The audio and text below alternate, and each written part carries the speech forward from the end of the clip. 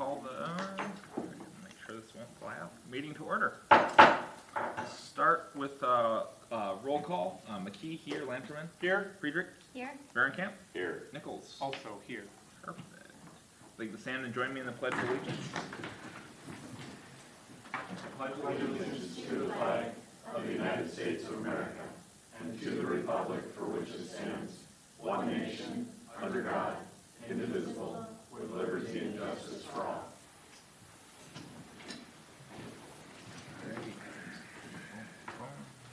Agenda approval. Anything from staff? I know there was a couple, maybe. There was a couple updates Yep. in terms of enhancing the information. The only real addition was item 10B, which was added at the beginning of the week.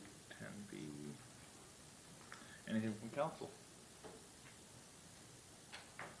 Okay, I will entertain a motion to approve the agenda as amended. So moved. Second. All those in favor say aye. Aye. Got it. Presentations, we have two. We'll start off with a legislative update from State Representative Kristen Robbins. Hi, good evening, Mayor and council members. Nice to see you. I always begin and end session with a little update. So we just completed the 2026 session, and I just wanted to give us a quick report. The most important thing for Corcoran was our bonding project, which we did not get over the finish line this year for the training center for law enforcement. I encourage you to continue to work on that. Other projects have been in the pipeline many more years, and so I think, that continues to be a priority. You absolutely should go and have that bill reintroduced next year, and I'm happy to work with you on that. I would say this year the feedback on the bonding bill was a $1.2 billion bill, and most of the projects were water and sewer related. And so for our district, we did get a new water main project for Loretto, which was very important, and they had been in the pipeline for quite a while, and we got some improvements on the railroad and some Highway 12 money. So this year, it wasn't working for Corcoran, which I'm sad about, but we certainly tried, and we'll keep at it. That is just the nature of how the process works. So there was some tax relief, and I think the public will be very happy to know that there's a 1-year reduction in the tab fee starting in 2027. So anyone renewing or purchasing a car in 2027 will see that reduction. And there's also a one-time increase in the property tax credit for this year. As those credits come in, and it's mostly going to affect people whose incomes, not their property value, their incomes is $143,000 or less. And then for people who do their pass-through, pay their taxes as an S corporation or as a partnership or an LLC, and use the pass-through entity tax, we were able at the end of session to conform with federal law. So that will save people thousands of dollars on their federal taxes, not their state taxes. So if anyone in the community is listening and they pay through the pass-through entity tax, sadly we missed the deadline where they needed to file for March, but they can file an amended return and still recoup that money from their federal tax return. So, of course, we encourage people to take a look at that. Another big thing that affects all of our taxpayers is Hennepin County Medical Center had been in dire straits, I'd say, is putting it mildly. And so the original proposal was to increase property taxes on Hennepin County residents by 1%, which we were able to stop. And instead, there was $200 million taken from the general fund to give HCMC a lifeline. This is not solved. And so this is an ongoing issue that the state and Hennepin County taxpayers are going to have to keep working on. And the best part of the legislation, in my estimation, is that it's requiring governance changes for HCMC so that they get a professional management team to do a turnaround of the hospital, and that's really what they need. So obviously that's something we'll all continue to care about and keep an eye on. It's a lifeline for our residents, and we want to make sure HCMC stays strong, but we need to make sure that it's being well managed. And so I encourage all of you, as you have conversations with our Hennepin County commissioners, to keep checking in on that, asking how it's going, because we need to make sure that they're making these management changes. Yeah. Can I ask a question? Of course. Thank you. So I just have a question about that. It's my understanding that that is like a regional center, so it's a tier 1 trauma? Yes, level 1 trauma. Okay, and so how does the funding trickle in from other, like if we're getting people from everywhere, from South Dakota, North Dakota, to me that seems like there should be additional funding coming from those states to help support that level 1 trauma center. How does that impact us as So I don't know that we're getting a lot from out of the state, but we are getting a lot from other regions of Minnesota. But I could look into the numbers on out-of-state patients. The main discussion at the Capitol was it shouldn't be all on Hennepin County taxpayers because it's a statewide asset. And so that is why the state did put up the money. And it's very important to show long-run stability for the hospital, because what they were finding is that because it was so dire, doctors weren't choosing to do their residency there. People were not staying because they weren't sure what the long-term stability was. So now we've given the breathing room for long-term stability so that people will do their residency, will do their training, will stay in these practice groups and provide the services. But going forward, the county should not be running the hospital. We need to get a professional management team in there. And there is another, aside from the $200 million in cash, which is a lot, there's a $500 million hospital stabilization fund set up. So HCMC could access that, I believe, by 2028, but other hospitals around the state that are in financial trouble would also be able to access that. Thank you. So we did that, and I think for our taxpayers, the important point is we stopped a 1% increase in property taxes, and we provided a lifeline, but we need to all make sure that the follow-through is there. And then we also did, this is also important for counties, so I'm chair of the fraud committee, and I'm happy to address fraud. It's a huge issue. But one of the issues is that the county system for processing all of sort of the social insurance programs was ancient. And so we put a significant technology investment to help the counties upgrade and integrate their systems with DHS and across other programs. And I've been on emails even today where my colleagues are starting to go through that process of vetting who the vendors are that might take advantage of that, and then we'll get the counties the technology they need that will help us flag fraud, because right now the system is incapable of it. And on school safety, I had a bill that would have made sure that money follows the child. No matter what school system you're in, you'd get public safety aid, because that's how we do textbook aid, that's how we do school nurses, that's how we do transportation. I thought public safety aid should be added to that. That did not pass, but we did get some good school safety measures in there. We have a new anonymous threat reporting system. We added money for school mental health and for creating additional mobile crisis teams. So I think the emphasis on student mental health was very strong this session. So those were sort of the general highlights, but I'm happy to take any other questions or any specific things. I think the bonding bill was the big thing that we worked on most closely with Corcoran this year. Yes? So first, thank you for coming here Of tonight course. and for the important work that you do. With respect to the funding of the hospitals, have you considered defunding the Met Council and transferring that money to actually do some good? So I would certainly support that. We were tied in the House. Everything fails on the tie, so we would not have been able to get that over the finish line. Close. So close. And we had other proposals as well. So one of the reasons the Hospital Stabilization Fund for $500 million exists is because it's assuming that the money the state was putting into the North Star rail line and the Blue Line extension will be used for that, because the feds are going to cancel the money for those projects. So it's definitely taking money from other areas that the county was spending money and repurposing it for the most urgent need, which is HCMC. Could you talk to us about your experience with the Fraud Commission? Oh, sure. You know, it was very frustrating, honestly, but really important work. This is the first time in the history of the Minnesota legislature we've had an oversight committee to look at fraud. And my encouragement to everyone is that they encourage whoever the new speaker and new leadership team is, when that they decide on all the committees, that they have a House Oversight Committee again next year. because we did dozens of hearings, we exposed billions in fraud, we protected whistleblowers, we got important legislation to tighten our internal controls through the process, but as much as we've made significant progress, there's a lot left to do. So it's, you know, the trajectory was it started way back, you know, in 2017 through 2019 with the child care fraud. When the first Office of Legislative Auditor reports came out in 2019 about child care fraud, instead of doubling down and stopping that, the criminal investigation unit was shut, and they actually just started calling it overpayments, and there was no more criminal deterrent.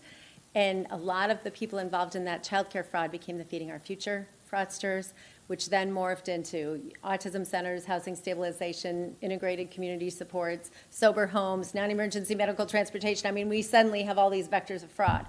And so the state just at the end of last week announced that they had revalidated 37% of all of our Medicaid providers. That the federal government came in here and they required us to revalidate everyone.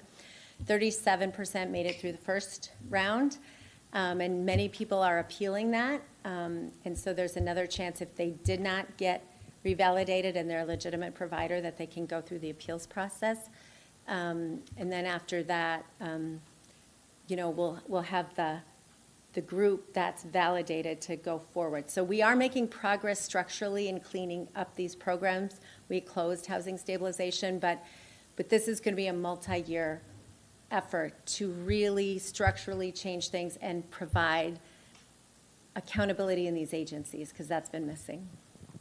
Can I ask one more question about that same thing? Of course. Where would like the group homes fall that are run by, I'm not even sure who actually they're run by, but they purchase a home, turn it into like a group home, so they're receiving funds from the government to support that, but then they're also taking money from families to help support the aides that they're having work with their families. Right. And I think sometimes it seems like there's a potential for fraud in those situations too. Absolutely. And if they're getting any federal Medicaid dollars, they had to go through revalidation. And so I would say it was shocking that only 37% made it through the first time. And I've heard from legitimate providers who are like, this was a terrible process and that's why we didn't make it through. And I've heard from people involved in the revalidation who said the stories that you saw where there were empty places and names taped to a door, that's what we saw in some of our site visits. So both things I think are true, that legitimate providers didn't make it through and now we need to get them through the appeals process, but that true fraudsters were also not revalidated. So. Are additional audits like that needed in other areas? So this was for all Medicaid programs in the 13 high-risk areas. I would say it was very basic. So my concern is that people will say, oh, they're revalidated and they're fine. All they did, the form was actually quite simple. They had to say their location. Somebody went out and verified it was real. They had to provide a list of their ownership structure and make sure everyone in the ownership structure passed a background check. And, you know, there was no effort yet to look at attendance, to look at billing. So someone could just say, again, the problem is our system is very based on attestation. So if someone says, this is true, these are my board members, these are my owners, these are my employees, and they're not checking, okay, they say they have these employees, do they have a W-4? Did they file taxes on it? Yeah, did they go double check their tax returns? So we haven't done that next step yet, so that's my encouragement to DHS, to my colleagues at the legislature, to the people I'm in contact with in DC, like it's good to get the basics, like we know their address is real, we know they, you know, are legitimate in that sense, but we need to still go in and look at these billing records. And if the ones that don't ultimately make it through, then we need to go back and look at their billing records and say, was that fraud? And if it is, go prosecute them. So we're at the very beginning of what needs to happen. Can I ask a further question?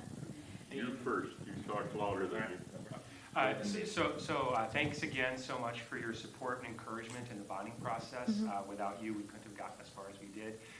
But you were very candid with us as we were coming forward with our proposal about the potential concerns regarding a relatively close regional facility, even with 13 partners. So my question is, should we pursue that again? Because my perception is that was a barrier also to the approval.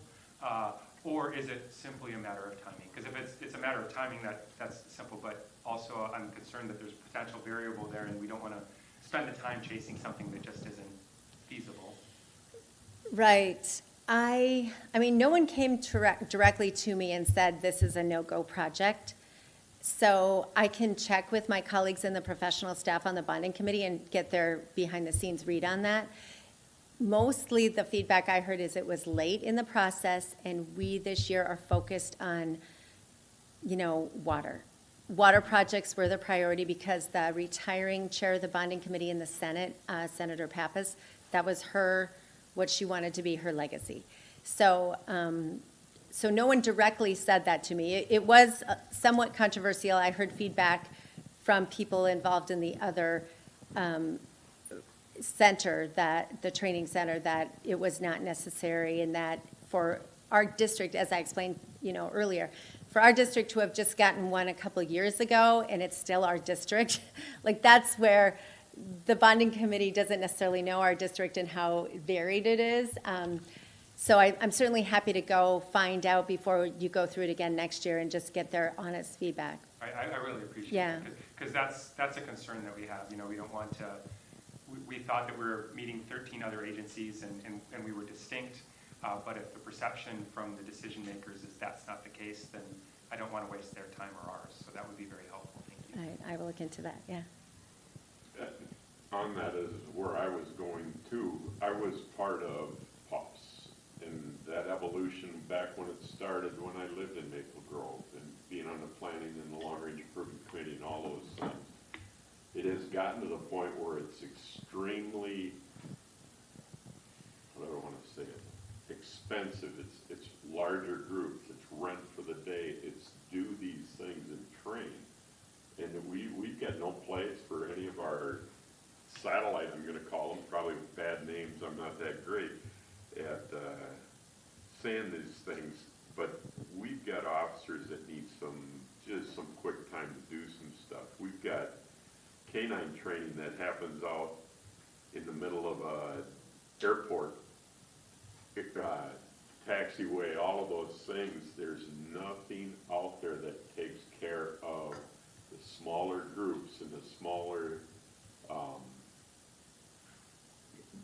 groups, the smaller police departments, the smaller training, coordination and such.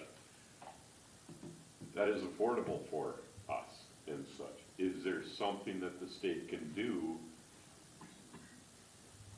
to reduce that or open that up to smaller groups into the PUP side and into that training facility? It's a great training facility. Maple Grove has done a great job keeping it up and stuff.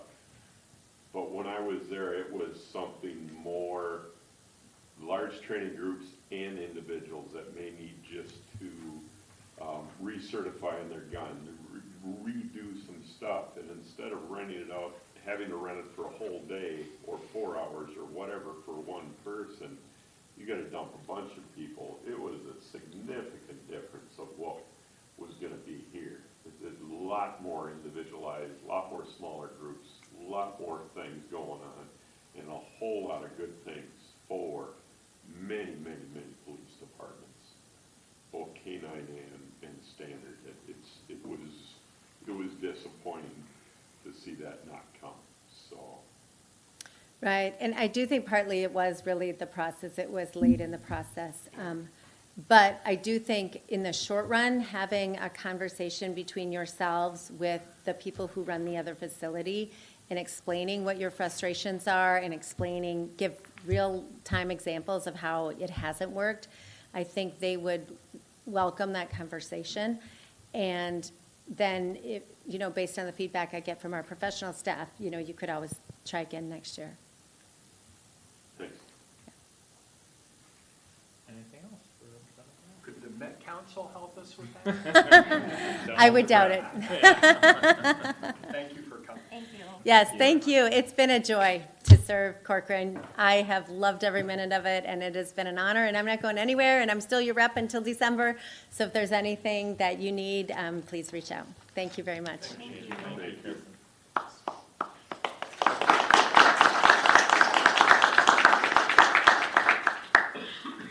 Okay, and then we'll quickly move on to 4B, which is Municode online access code, or online code access. Flip that.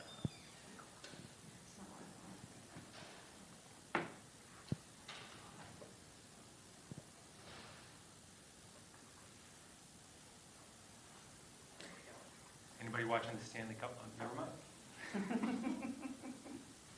So, Mayor and Council, staff has completed our process of getting our code online with Municode. And it's ready for people to view. It's been put online and it's very easy to access. So I'm just gonna give you a little quick look at that. But if you go to our government on the website, so if you go to the homepage of the city website, just click on city code. And there it is. So this actually is the code updated up to May 14th of 2025. We will be adding in everything from after that point on with our first supplement. So when we get the first supplement in, we'll get everything up to snuff on that. So it's really easy to navigate. On the home page, it just comes right up here. You can see most of the code is right there along the side of the table of contents. Search, and you can, there's all sorts of functionality there. Yes, We did yes. I've used it Yep. already. Yep, so you can navigate on the left side. And it won't crash. They also have a feature for you to search up on the top. You can do it by a single word or 2 words. And it's gonna pull up everything within the code that meets that criteria, so you can go through it, find what you're maybe looking for. You're not maybe sure in the beginning, so it'll pull up everything that has that in the code. So you could do it, you know, animals or whatever. It'll just pull up everything that, from nuisances to what you can have on your property. So it's very helpful there. And then along the side, there isn't a lot here that we could do yet, but you'd be able to browse the codes a little differently once we have more in there. You can do some code comparison. Up here it shows you the version of the code. So right now this is what's current up to the 14th of last year though. So, and every time we do another republication, they'll start filling in here and you'll be able to do some comparisons from what's changed. So that's really neat. The other thing, when you get into part of the code, if you look at it, you could start scrolling down, but it will tell you at the bottom of certain codes if there was an ordinance that's tied to that and what ordinance that was. Of course, now I can't find one. Here's one. So right there, it'll tell you what the ordinance was, when it was passed, and if there's several ordinances, they'll list them all. You can also go ahead and share a link with somebody. If you find something within the code that's just this section, you can print it, you can email it to somebody. You have all these options right here. The other thing that I wanted to point out is anytime we add anything new, there's a thing on there's a part on the first page that says view what's changed. So every time we add a new ordinance, before it gets completely put into the rest of the ordinance, you're gonna see the updates showing up on that page and you can click on that newest one right there. Cool. So, that is about it. I think in general, it's pretty easy to navigate. I just suggest to go in there and give it a try. Yeah, play around with it. There's some other cool things to do in it. Really get used to it, so thank you. That's awesome. And then the other one, I know we've had an update earlier on the laser feature side stuff, still plugging along? Yeah. Awesome. Those two together are huge, huge, huge improvement, I think, internally, to residents, to commissioners, to council members, to everything. And hopefully a new website within the next month. Sweet, that too. Good deal. Thanks for the update. Can I ask a quick question? Sure. So I'm just wondering, something to think about is how many times per year we want to do updates to the code. We And I have that think, in our contract. okay, yeah. I think you can Yeah. actually schedule them with them if Yeah. you have something in mind. Yeah, I think right now we're at quarterly. Quarterly. Okay. Which is, we're gonna kind of see how that goes. Yeah. And update it more frequently. Right, and the understanding is with every ordinance that we dump in, as soon as we adopt it, it can go in there, it's gonna show up in what's new. It just may not be slid into the rest of the code at that time Yeah, we until could that, make a post that it. quarterly Mhm. codification comes through. Yeah. It goes in as a supplement, I believe. Yeah. So it'd be on Yeah. your supplement page and it keeps track of it there. It's such a cool product. Yeah. Yeah, So And you'll then- be able to see a little more once we start adding and where the differences are. Yeah, very good. exciting. Thank you. Thank you, yeah, that'll be a huge improvement, all those together. Alrighty, and we'll move on to open forum, so if anyone has anything that's not on the agenda tonight that they would like to speak on, now is the time, and Jason walk us through. Okay? Yeah, so if there's anybody here who has something they'd like to discuss that's not on the agenda, just ask that you fill out the form that's on the table over there, bring me a card, and then step up to the microphone, state your name, your address, and then you have 3 to 5 minutes to speak to the council. I've received no letters Okay. and no emails. That will say we're good, No phone we'll calls. move on. Okay, on to consent agenda, which consists of items 6A through 6P. Does anyone want to pull anything? I do. Mark? I would like to pull 6C, 6F, 6I. C, F, and I? Is that right? Yes. Okay. Anyone else? I'd like to pull 6D Okay, D, Michelle. and 6I. Did you say 6I? Yep. Okay. D. C, Okay. D, and I are the And- 3 that I had, so, okay. You had C, D, and I? I had C, D, and I, correct. Okay, so altogether, so far we have C, D, F, and I. Anything Correct. else? Jeremy? Mine have already been covered. Okay. I'm there with you. Okay. Then, let's see if I can skip around the alphabet. I will entertain a motion to approve consent agenda items A, B, E, G, H, and J through P. So moved. Second. All those in favor say aye. Aye. Okay. And then we will go with, let's go alphabetically. So Mark, you pulled C, which is Computer Integration Technologies, CIT contract renewal, November 2026 through 2029. Thank you. Just real briefly, I just wanted to thank Nalisha for the work that she did on this. I mean, she's saving the city, is it about $75,000 on this contract? So I just think it's a nice thing to do for taxpayers. So thank you for saving money instead of spending money. So thank you. Good job. I do want to just add, Councilmember Lynchman, so Bryce Haas, our new IT technician, he's right here. Oh, good. He Welcome. started here in February, so he also helped kind of get that contract in place. Good, outstanding. And Thank he's you. also part of the reason You we've can been able split to. it. You get credit for 35. You get And to add on to that, just Nalisha and Bryce, their work is part of the reason we've been able to reduce our requirements on CIT, because we found efficiency with solutions they've identified, and then just having our own person wearing our own jersey to show up and take care of our stuff has been a huge help. We just had to get the right person on the right seat in the bus, so thanks for your support on that. Jim Collins will be proud. Anything else on that one, Mark? No. Or that's it anyone on else that had it? You stole my thunder. I was going to pull that one to say the very exact same thing. Great job, Nalisha and Bryce. Really appreciate you saving, that's a huge amount of money. Taxpayers appreciate that, so thank you very much. All right. I will entertain a motion then to approve consent agenda item 6C. So moved. Second. Deb can take the second. And all those in favor say aye. Aye. Perfect. On to D, which was Michelle. Yes. Let's see. So first I want to say I really appreciate that we're having a discussion about this.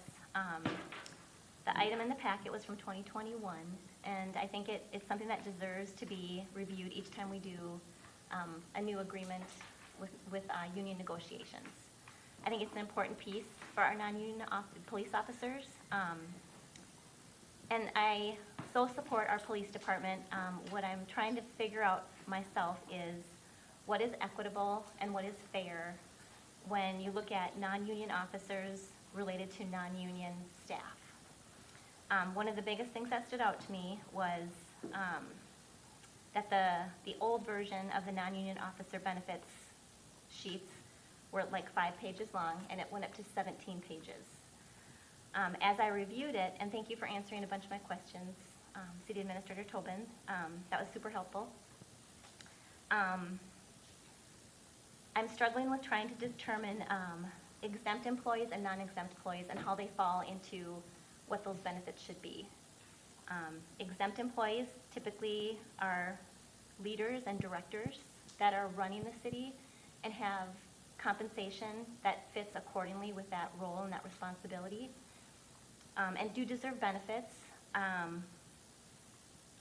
I'm struggling specifically with 2 items on there. One of them is that currently we have the sabbatical pay that is one of the benefits that our union officers receive, and I think it's a positive thing. I think for the mental health awareness, it's a very positive thing for our officers. But there's an 8% extra pay increase to someone who is now going to have to cover that role while that officer or that director is on sabbatical leave. And I feel like that is something that we need to review more, because I feel like that is an experience that employee is going to be gaining. And I don't necessarily believe that they should be paid extra for that period, since the city is already paying for that sabbatical leave. And if we do that, who's going to be covering for that employee's position that should be doing their regular job? So I feel like it needs to be all-encompassing, and everybody needs to pitch in somehow to cover whatever that role is that is on the sabbatical leave. The other piece that I have some difficulty supporting is the longevity pay. As a non-union police officer, we have many staff that are also non-union, and we had a big discussion about that at our last special meeting last week. And I guess I'd like to understand what my colleagues' perceptions are of that, to help me just understand more why this is something that those positions should be eligible for. Those are my concerns. Can I ask a clarifying question? So the 8% that we were just talking about,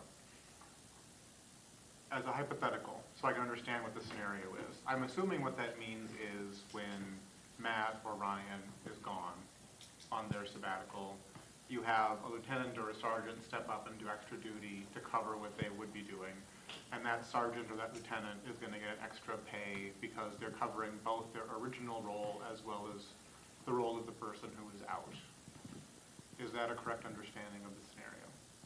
That is correct. So the 8% is because they're basically doing 2 jobs for a period of time.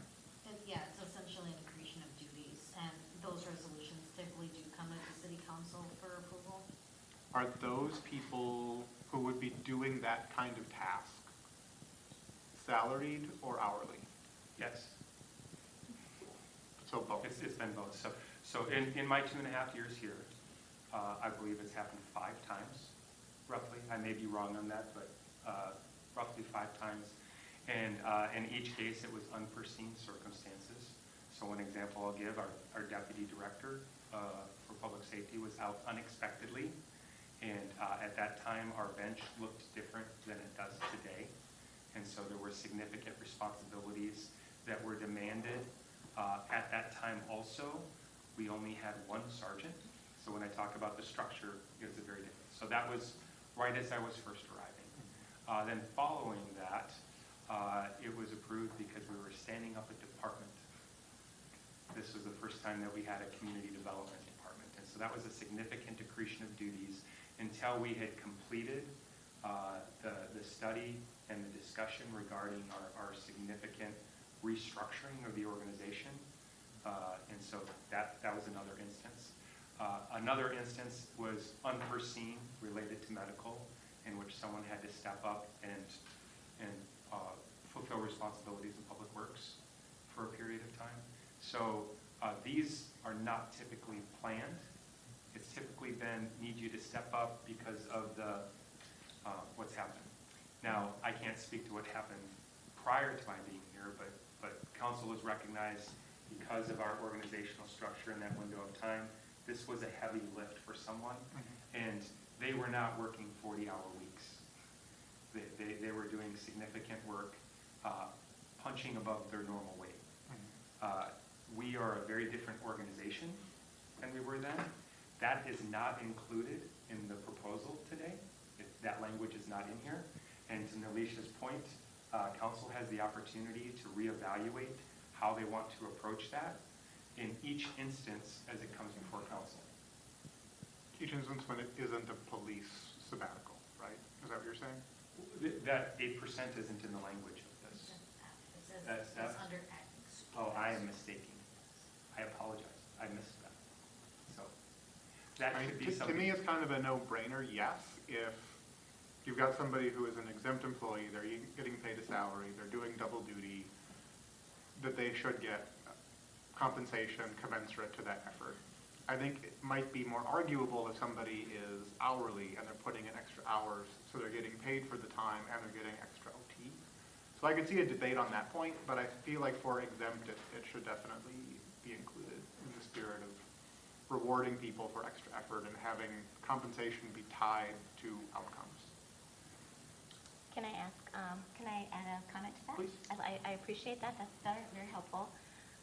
If it's an extended period of time, say 3 to 6 months, I think that is too much to put on a person to continue that for that long. So I think that there needs to be an interim, like outside entity that comes in and helps during that period if it's going to be that extended time. And if it was something like that, that would come to council, wouldn't it? Which we did when we did have the development with the community development. I think actually, I'm the one that actually said the person that moved into that role should be compensated. So that's why I think this is interesting that I'm having this perspective change.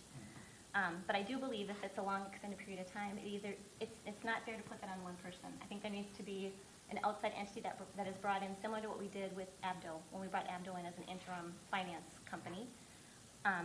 The shorter period of time, I think what I'm struggling with here is that the city is already paying for sabbatical pay. The employee is not putting forth PTO time for this, so the city is already paying for that.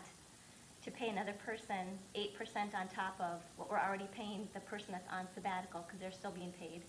The person that's now covering for that is getting paid their regular wage plus another 8%. Plus then now we have someone that has to cover that person's role. Someone else is going to have to come into the play to help manage that.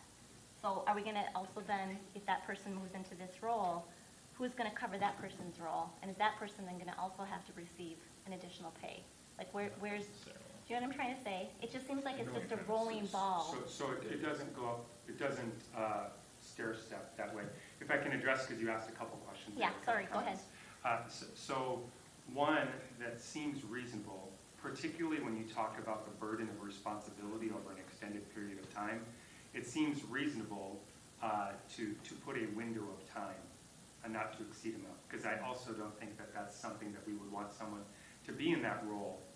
And it may be instead of that, we do an interim appointment of that same person, which would look different than an 8%. It would still recognize the increase in duty. But the implication of that is if we do an interim assignment like that, then we have another vacancy. That's when that could impact us. But that's a way to potentially handle how long is a healthy period of time. I think as I look back, probably the longest one, and I don't mean to put you on the spot, Ryan, but it was just shy of 12 weeks. 3 months, yeah. Yeah, just shy of 12 weeks. That was a challenging time for the organization for multiple reasons. One, we lost a superstar that's hard to, almost impossible to replace. And then we didn't have the bench at that time to do like what you were talking about. We had a thinner bench than we have today. And we've recognized that, and we've grown and matured the bench. To address the sabbatical part, 3 of those folks have they're some of the first folks that completed their sabbatical. So on a helpful note, we won't have to navigate this for a while. So we have some time to think about how we want to navigate it.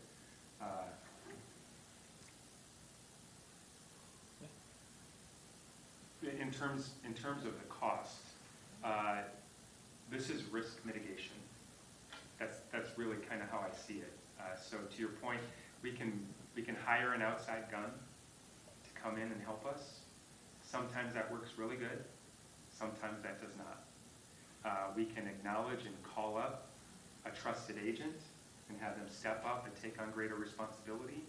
But as you pointed out with the growth to a new department, that responsibility needs to be validated in some ways because it's so far outside of the scope of their normal responsibilities.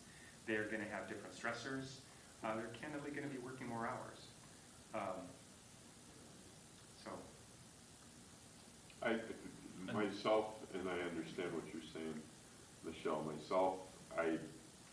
you guys all know I want to promote within. And to bring in an outsider into this already stronger bench than we had. We've got backup, we've got people, and I think rewarding them for stepping up into the next role and stuff is important. Is 8% the right number? I don't know, but I would rather do it internally than bring somebody from the outside. Especially in our police force, our public safety is something that I'd rather keep it within than to pull somebody from outside. So. We've been blessed with a very strong bench. We've just been able to add more players. Yep. Mark had a comment. Oh, sorry.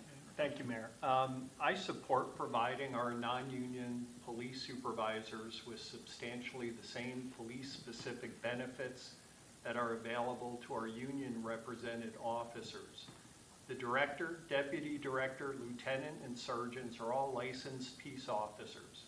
They carry the same badge, wear the same so-called bulletproof vests, have the same authority, run the same risks of being criminally charged for doing their jobs, and they have many of the same responsibilities as the officers that they supervise. They respond to critical incidents, make arrests, use force when necessary, testify in court, face civil liability exposure, and are subject to the same professional licensing requirements. From my perspective, it would be difficult to justify providing certain police-specific benefits to line officers while denying those same benefits to the supervisors who lead them. I have consistently opposed expanding police-specific benefits to employees outside of law enforcement. Police work is unique. It involves risk, responsibilities, and liabilities that do not exist in most other city positions. That same reasoning applies here. These supervisors are police officers first and supervisors second. I also believe that consistency matters. When officers are promoted into leadership positions, they should not lose benefits that recognize the realities of police work. Creating significant differences between union officers and non-union office supervisors can create unintended disincentives for promotion and make it harder to recruit and retain qualified leadership. Now, that said, I think council should continue to review the financial impacts of these benefits and ensure that they remain competitive, reasonable, and sustainable for taxpayers. Supporting comparable benefits for police supervisors does not mean every proposal should automatically be approved without scrutiny. Regarding the legal defense plan specifically, my expectation is that any plan selected by the city would provide appropriate conflict protections and separate representation when necessary. The more important principle for me is that our police supervisors have access to the same types of protections afforded to the officers that, again, they supervise. So for these reasons, I support extending these police-specific benefits to our non-union police supervisors. Okay, thank you. So you were saying something? Yeah, I forgot what I was going to say. That's okay. Thank you. Any further discussion on it? Anyone else? I guess I have one more comment. Thank you for your dialogue, Mr. Blankerman. That's very helpful.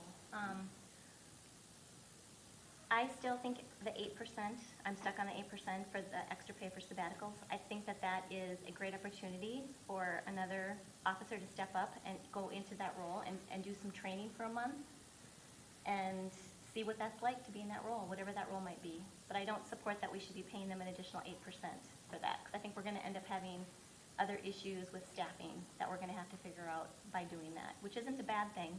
It just means other people are gonna have to kind of pick up when that person is on sabbatical. And then, because we are where we are at with longevity pay for our non-union staff members, that is the other part that I couldn't get behind with this whole package, those two items. And if I could just add quickly, I don't get the whole 8% either. So I would like to understand what that is. I mean, if, you know, in my experience, if you have an officer out, you just, you know, assign someone to cover the shift. And maybe I'm oversimplifying it. I don't know why that would result in an 8% increase. So I would like more information on the 8%. I'm fine with it. I just want to know what I, you know, would be voting on. So the short answer is, that's what I was told when I got here. That's what council had decided. So that was the precedent that council had set, and we're trying to go with council precedent. And if council chooses to change the precedent, it's your prerogative. Well, I would just say, I don't know what it's for. You know, and if someone can't tell me what it's for, I'm not for it. I could take a shot at that, if that's helpful. Go for it. I don't think this applies in cases where you have a line officer out on their sabbatical.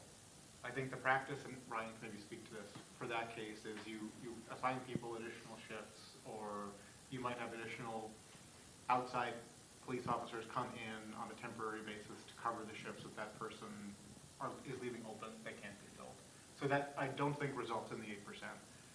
What I believe this is intending to say is if you have a supervisory employee out and you are giving a non-supervisory employee responsibility for covering those supervisory responsibilities, that person who is no longer just a line officer, but is now overseeing others, would receive a pay bump for that period.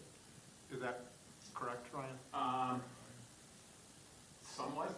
It's traditionally in the past, for example, when I was out, one of our sergeants stepped into my role, and that's where I believe, of course I wasn't here, but I believe that's what the council decided was the 8% when he was filling in my vacancy when I was out.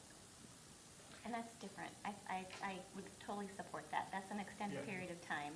This is like 1 month.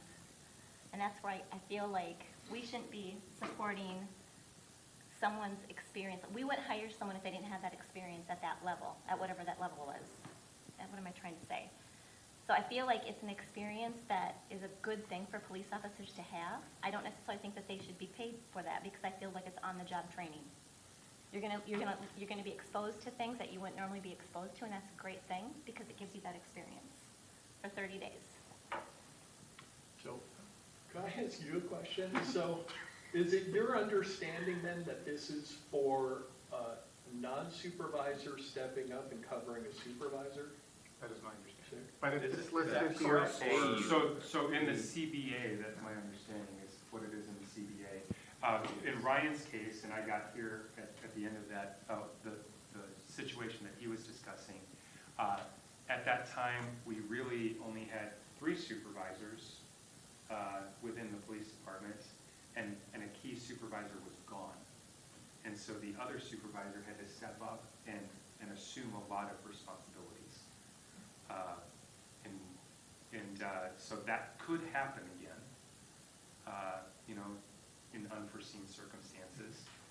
There can be ways that you can bracket this if you've got concerns about it. So if it's a period of time, you know, after this period of time you qualify, you know, so it's not for a week, but it's for a month. Or I don't want it to go beyond this time. Or you could say that was an appropriate situational thing then, and should a situation arise that we feel it's appropriate, we have the prerogative to implement it again. So to Nelisha's point, before this ever happens, even if the language is in here, it comes before council and council has to approve it. It's not a carte blanche, it gets applied. There's a process and there's a review in which this comes before council no matter what the situation is before it gets approved. Wasn't this For part of? example, Matt is out this week. I'm not earning an extra 8% to fill in for him this week.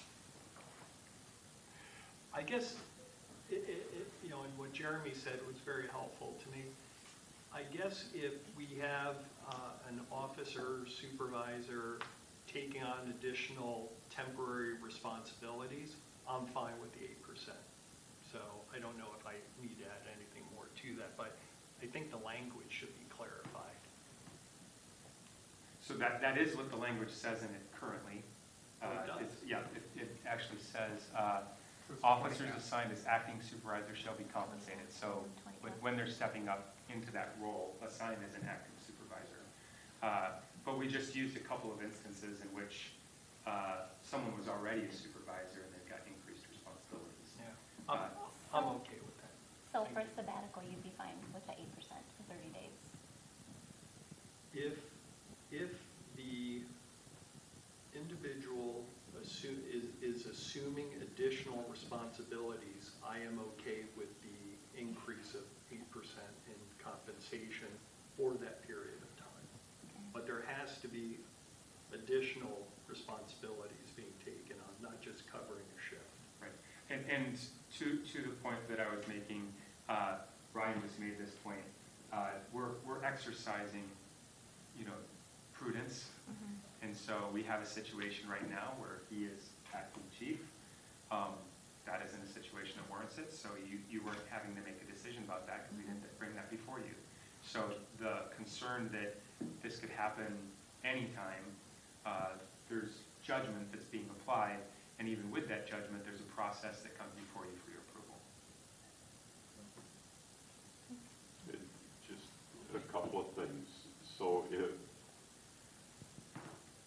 sergeant is gone, lieutenant takes over, that person's without an 8% type deal, but if all of a sudden we took an officer, which is union, to say, hey, can you help cover the sergeant's job, is that covered in the CBA with that information? That doesn't come in front of us. The CBA came before you, that language was in there. But it wouldn't. if that happens, No, that's it still comes before automatic. you. That's done. Yeah, it would still come before you because. That we we're need- taking we an need the officer approval and for putting them payroll into a supervisory role, that would still come. Okay. And then, as a comparison, if Jay is out for a long period of time, Alicia jumps in, does she get a bump? Or that's something we talk about at that time too? So we talk about it at that time. I don't like to be away. I love it here. If something happens and you're gone for an extended period Yes, of time, that's That'd be something we'd have to talk we about review it. Yeah. So So- we're treating it kind of the same way, so. So I had an MRI this morning. If my shoulder surgery takes me out for an extended period of time and Alicia is back in the office, that would be an appropriate request. I think we did that when we had previous city administrators resign, let people step up. Yep. The acting administrator got involved. Okay. Any So other? does it apply if it goes backwards? If a higher level person? Unfortunately, Cover that? no. I wish, because I was the community development director, finance director. I was the assistant city administrator. I had like 4 hats. I would have loved that multiple of 8. Any other life, Jay? It works up, not down. Any other questions on Okay. this one? I'd like to make a motion to approve. I'll second it. Okay. All those in favor say aye. Aye. Opposed? I will say nay because I have a problem with the longevity pay. Okay. 4-1. Have that noted. Okay, and then on to six. F. Yep, thank you. Mark. Thank you, Mayor. So my main questions are, what problem are we trying to solve? How widely used is AI, or how widely is AI currently being used within the city? And has legal counsel reviewed the policy for data practices and records retention compliance? I think the policy is generally sensible, but I'd like to make sure we're addressing actual risks and not creating unnecessary administrative requirements. And finally, I wonder whether the policy should also include additional guidance for law enforcement and other departments that may handle sensitive or regulated information. Overall, I appreciate the effort and believe the policy is moving in the right direction. I just want to ensure that we're adopting something that addresses real risks without creating unnecessary bureaucracy or policies for the sake of creating policies. Thank you. Mr. Mayor, members of the council, so the policy was reviewed by the city attorney. I believe, Deb, did we put out the new red line? Print out the copies of the red line? The AI policy? It's in the packet. Yeah, it's in the packet. So, the city attorney's comments are the red line version in the packet, so they do provide comments on that. This policy is more so to just be proactive. There isn't an issue right now. It's an ever-evolving situation, so we're just trying to get ahead of the game. It's something that a lot of cities are trying to. Yeah, a lot of cities are trying to do kind of what we're doing too. And we put the information in there about public data and restricted data, mostly to inform and guide staff about what you can put into AI and what, you know, how you should use it. And we've done some AI training internally as well. Does that answer your question? It does, thank you. Yeah. Any other questions on this? Yeah, I got one for Councilmember Landerman. What, are you nervous about it? AI coming in? Obviously, you know a lot more than. Well, I wouldn't say that, but I guess what concerns me is if, you know, one example, let's say you have a new employee who is now accidentally loading confidential employee information up into AI, and we don't even know about it. So I just think that there should be something. My guess is this policy is going to be tightened and likely expand as the use of AI grows within the city. But I think it's scary if, and you don't. AI is. You don't know who has access to whatever it is you load up. So I just think we should be careful, and I think that we should specifically address the HR people. Don't load employee information up into AI, even if it makes your job easier. And then how much is separated between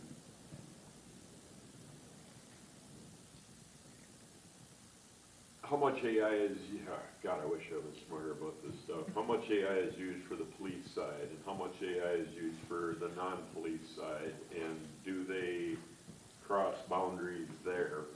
None of that should cross, correct? They shouldn't. So there's CGIS requirements there. Yeah. So the AI system that is going to be used on the PD side has to meet CGIS gate requirements. Yeah, okay. So that's going to be different. So one of the things that Alicia talked about that I think is really important. First, in my defense, I will remind council that I was absolutely against AI, and in my annual review, you made me do professional development training this year. I didn't want to, I did it, and then what I learned was there's a lot for us to leverage here that is going to address some of the concerns that council has in terms of being efficient and effective with the tools that we have that can save money, help us better serve, and come up, frankly, with better solutions than we can on our own. But to that point, with it being a bouncing ball,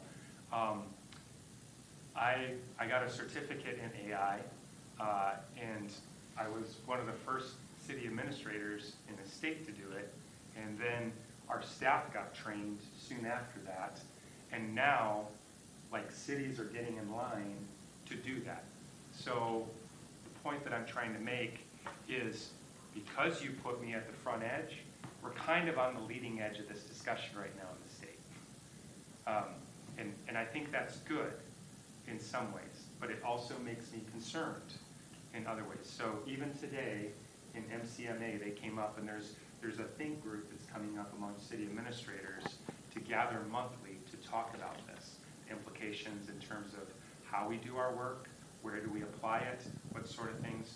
So to Councilmember Lanterman's point, this is going to continue to evolve to ensure that we're being judicious in where we use it, how we use it, that we're not accepting inappropriate risk, So right now in our day-to-day activities, it's helping us do reports.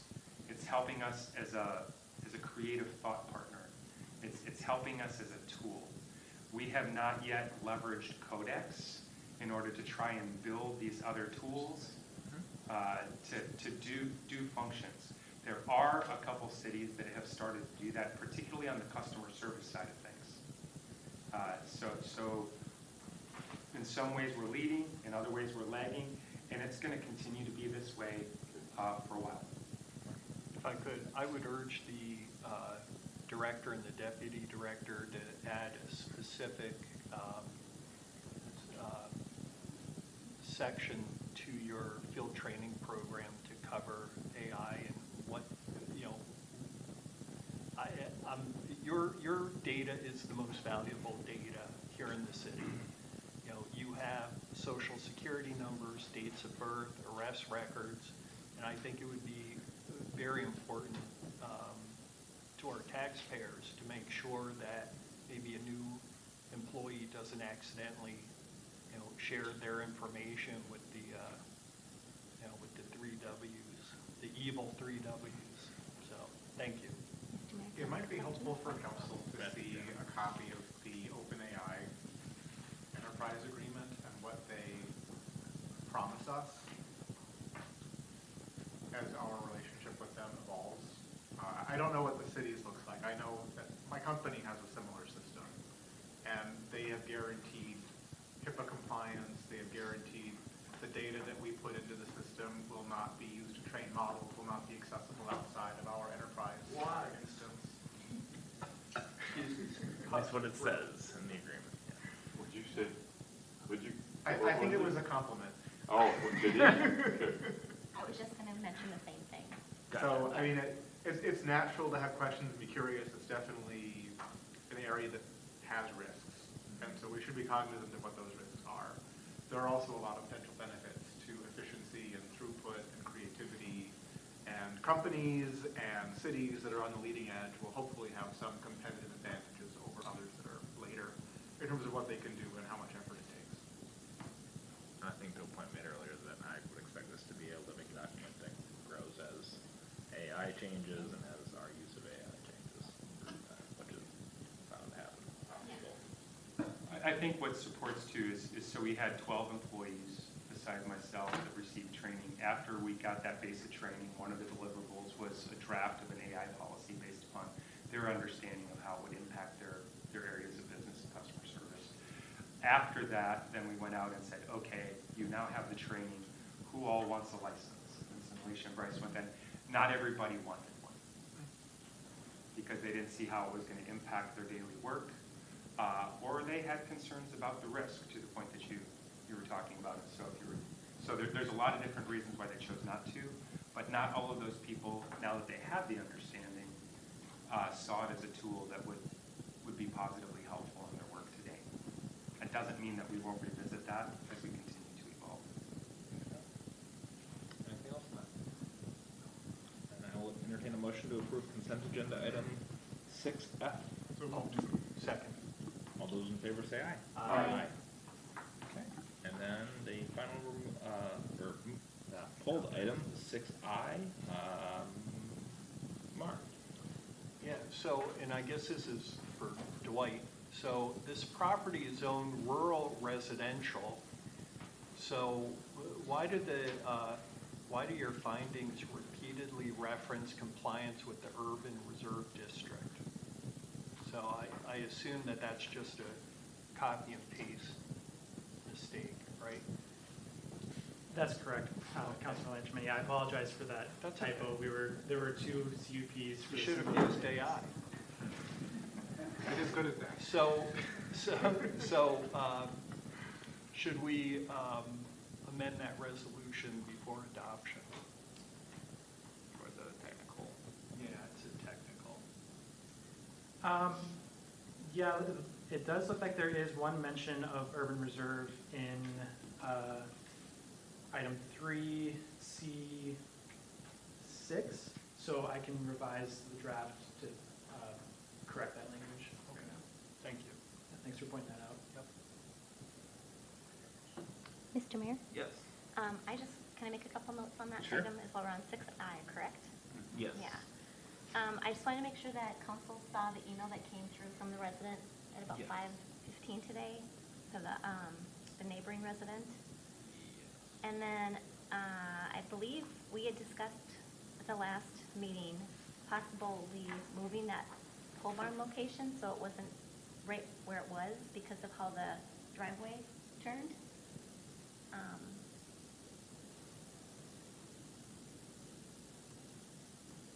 And I guess I'm just wondering from staff if they had communication with the, Yeah, so staff has been in communication with the applicant regarding primarily the home occupation that's existing on the property, just to understand its relationship with the requested CUP. And through those conversations, we've found that the only relationship between those two is that the office within the structure would be used for administrative tasks of the occupation, but aside from that, the two are separate. So we've been reviewing the home occupation against our home occupation standards in the zoning ordinance, and found that it would be able to comply with the allowed home occupation standards, which are just allowed without a permit or without council review or really like administrative permit process or anything. It could meet that if the applicant removes a couple items from the property, namely the shipping container and the dumpster, as well as fully screen the trailers that are stored on the property, and then ensure that deliveries that are outside of the scope of just what is typically associated with a residence, like the postal service or UPS, those need to be delivered elsewhere, not to this property. So that's where we've had those conversations with the applicant, and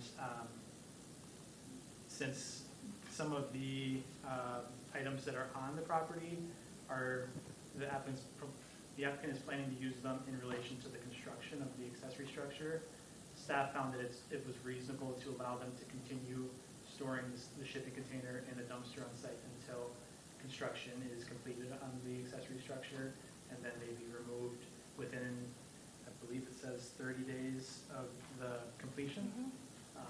So that's where. so I guess I'm not worried about that part of it. I'm worried about after everything is completed and what kind of vehicles are gonna be coming in and out of, like heavy equipment, out of that U-turn radius that they have then. And now they have a pole barn that would be utilized pretty frequently probably for those items. And one of our city code states, no deliveries other than those routinely made in a residential district shall be permitted.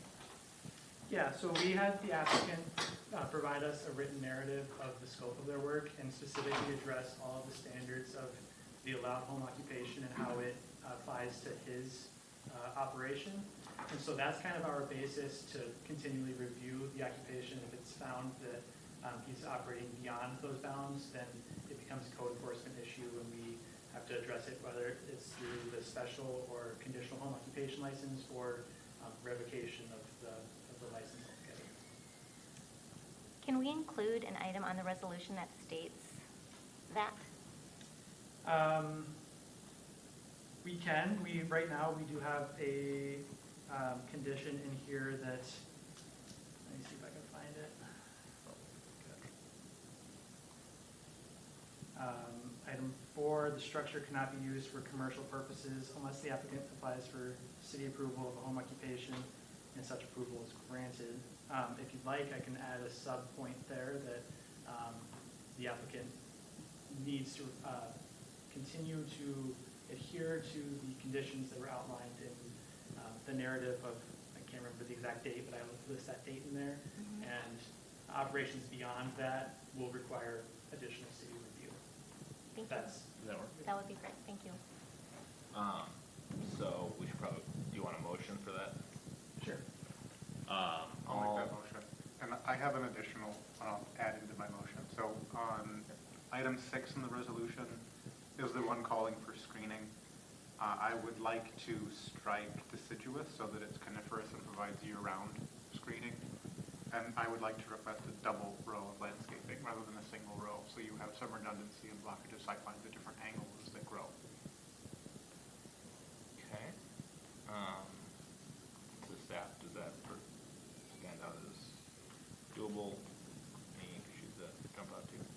if council finds that that's a reasonable request to reduce some of the visual impact to neighboring properties from the structure, then I can amend that point to Councilor Nichols' suggestion.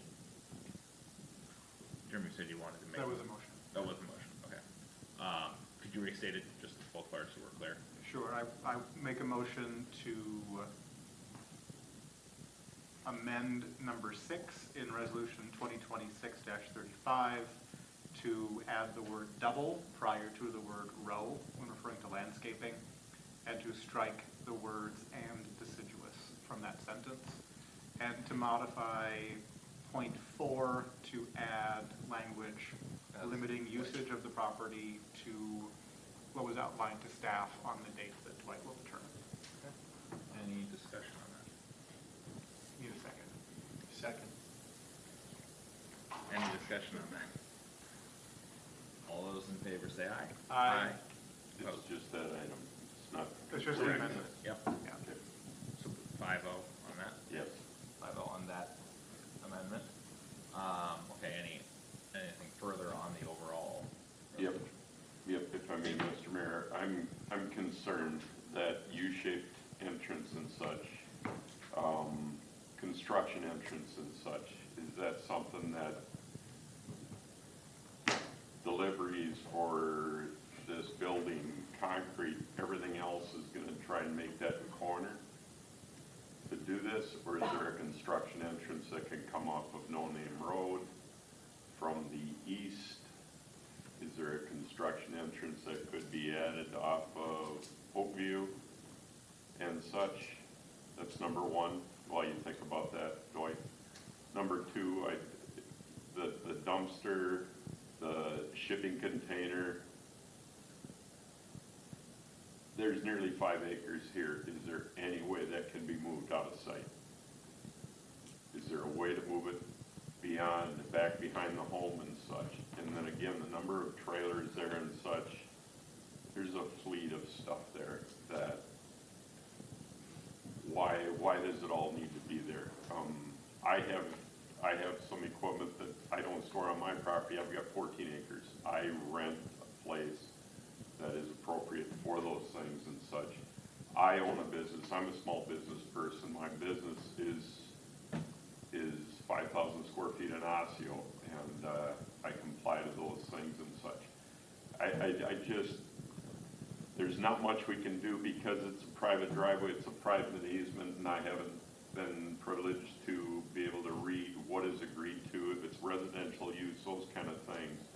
But I see it being used as more than residential, and there's not much we can do because it is a private drive and stuff. But if I say yes to this, 16-foot sidewall, sidewalls and those kind of things, and then it turns into a civil matter because what is our issues as far as the city goes, that we're doing something? And I'll say this my last time, this is why we don't do shared easements for multiple properties anymore. So I think I hit you up with a bunch of stuff. Is there something that can be done? Sure, yeah, I can try and tackle as many of those as I can, but if I miss one, please Deal. let me know. Starting with the construction access, that is something that the applicant needs to be aware of making sure that he's not impacting property that's outside of the actual driveway and the easement area. So he's going to have to make sure that the contractors aren't damaging the grass or nearby vegetation, but ultimately that's a matter between the members of that private driveway agreement. If the council finds that it's reasonable that the shipping container and the dumpster can be located elsewhere, if they can remain on the site but be located elsewhere to reduce, again, that visual impact of them remaining on the property, that's something that you guys could amend to maybe satisfy some of the concerns that have been raised. I would maybe suggest asking this, or discussing with the applicant what's a feasible location, just knowing that there's some topography restraints there that they are probably more aware of than we are as staff of how easy it is to move those items and store them and continue to access them through the construction process. The other question that I'm blanking on right now, could you remind me the third A question? construction access, a different entrance than this 340-degree spin. It's probably even more than that. And it's, I've been out there numerous times. The foliage is growing, the trees are growing, those kind of things. There's no way to fit a semi-trailer, a crane, or anything else around that corner. So that's what I'm asking. So from a city perspective, I do know that that section of Oakdale Drive is quite dangerous, just knowing the curvature and the topography restraints there. I know there's been an accident in recent memory that was a fatal one. So I think from the city side, we would not want to have an additional access point directly on Oakdale Drive that close to that private drive. And so additional construction access points on the private drive, I'm not sure what the language is of their agreement, if it limits the specific number of access points or not. That's something that the applicant would have to. And before we ask the applicant the questions too, the trailers, everything else are gonna have to go to the east side, or excuse me, the west side of the building, screening and all that per everything we've got in the conditional use and such. So there should be ample area next to the construction site instead of in front of the construction site to store those things, in my mind. So yeah, the site layout that the applicant provided for the ultimate, I guess, layout after the building's constructed is that the storage area for the trailers, which, side note, are limited based on what's been provided in his narrative. So if he starts storing additional trailers beyond what he's listed in that narrative, that becomes a code enforcement issue. So we have that framework in place. But the storage area for that would be north of the proposed structure. So in between the proposed structure and Oakdale Drive is where that would be located. But he would be required to install screening around it. Mostly it would be either the building on the south and then fencing where the building doesn't screen it. And right now the dimensions, if I remember the numbers right, there's gonna be 20 feet from the side yard, the west side yard to the building, and then 20.3 feet from the building to the home. And those are some pretty tight numbers.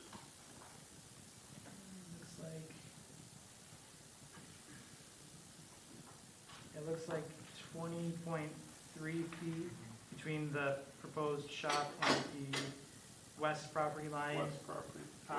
Looks like a bit further than that on the east side between the shop and the existing home, but that driveway would be following the west side there. Quick question, Dwight. You just said shop twice. I thought the new narrative said it wasn't going to be a shop. Sorry, that's the language that is listed on the survey, accessory structure, outbuilding. I think a lot of times those terms are used interchangeably outside of the surveys. I think we may have connections between shop and use, but I think on the survey, those terms can be used interchangeably. So Okay. Apologies for that. That does give me some concern about potential for commercial use, because that's one of the key risks that we heard about last time, is that the neighbors feel it would be detrimental to their enjoyment of their property for this to be a commercial site. And it sounded like from the narrative that they had backed away from that plan. So I'd like to get clarity on what's intended. Can I add something too before?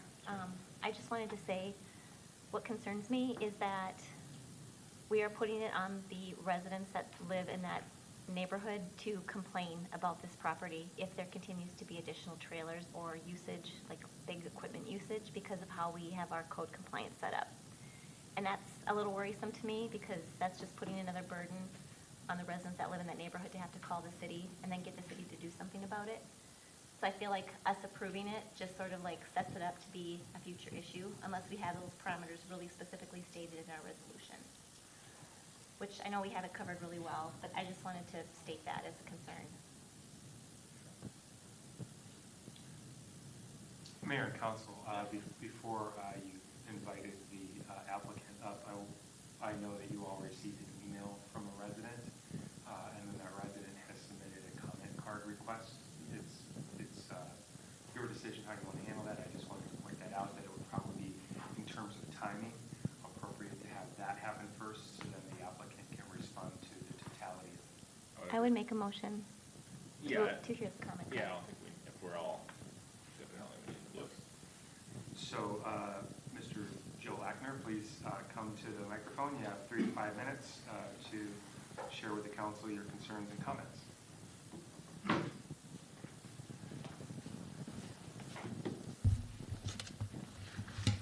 Good evening, Mr. Mayor. Good evening, council members. My name's Joe Lackner. My wife and I live at 22075 Oakdale. And as I said at the last meeting, we're not opposed to a building. We're not opposed to a 16-foot building. It's just the location where it's at. I had mentioned, you know, the size of the building and all the trailers, and you guys have just spoke about it. So I won't touch on that, but what's important is the access point. And just as one example, this morning, the applicant was backing up his black cargo trailer into his driveway, and his trailer struck the limbs of one of our trees. That was on his passenger side. So it doesn't matter how skilled someone is in backing up trailers. It's simply not physically possible to fit a trailer of that size and height between our trees. And if a cargo trailer cannot fit, I don't see how any equipment required to construct a shop needed, a backhoe, a bulldozer, or a cement truck, could fit. You just can't put a square peg in a round hole. If our trees were on the applicant's property, then I understand it would be a non-issue. You can destroy your trees, but they are valuable trees, they're mature, and they're on our property. I mentioned in the last meeting, those 2 trees were planted because the former owner of our property and the former owner of the applicant's property ended up in court because the trees got damaged, okay? Our owner won, okay, but he had to live with trees that didn't do anything for 10 years. You know, now they're probably 15 or 20 years old, and they're maple trees. They're beautiful. So I'm not sure what resolution 3C3 exactly means. The use will not be injurious to the use and enjoyment of other properties in the immediate vicinity for the purposes already permitted, nor will it substantially diminish and impair property values within the neighborhood. I'm not exactly sure if this would fall under that, but at least maybe somebody can explain it to me after the meeting. All of this can be avoided, as I mentioned before, constructing a driveway along the east side of the applicant's property. It runs 629 feet wide. And if the 2 neighbors on the east side of the shared road are okay with the building, they'll probably be okay with the driving, with an accent. Or it could be from Oakdale Drive. The accident that happened, we were there. That was a high-speed chase. It was a disaster. It was terrible. Young woman died.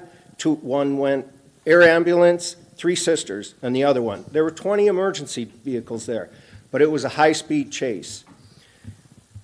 Also, the city approved access to Oakdale Drive just east of us, up on a hill with a turn. So how could this be any different? So in the last meeting, the applicant stated, quote, he discussed with Sergey, straight to the east of me, that's the applicant, about the road replacement, as well as Joe, me, and discussed it's obviously a bad idea to do before construction of this, the shop. But it's a good discussion to have after I'm done constructing this. In my mind, that's admittance that the construction of any building whether it's a 16-foot sidewalls or 10-foot sidewalls, is going to cause damage not only to the shared road, but as more importantly to us, to our personal property. Do you want to review any of the pictures, or are they self-explanatory? Do you have any photos of the damage to the trees? It was scraped, like on the, when you look at from our driveway to his applicant's driveway, it would be on the left side, and each of those trees on both sides, I can touch them, the lower branch. So that's 8 feet, and it would have been the branch sticking out a little further on that side. Plus, the tree on the right side is where you have to cut the corner. And that tree sticks out towards the shared road. So getting around that is even more difficult because you got to make even a bigger angle.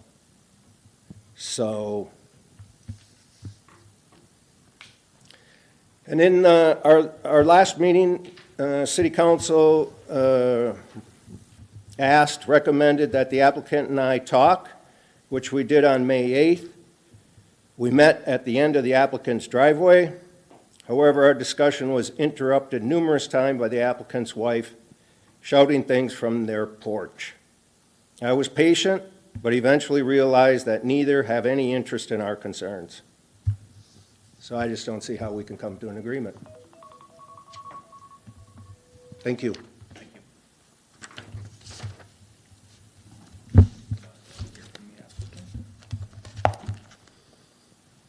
Someone want to speak to that?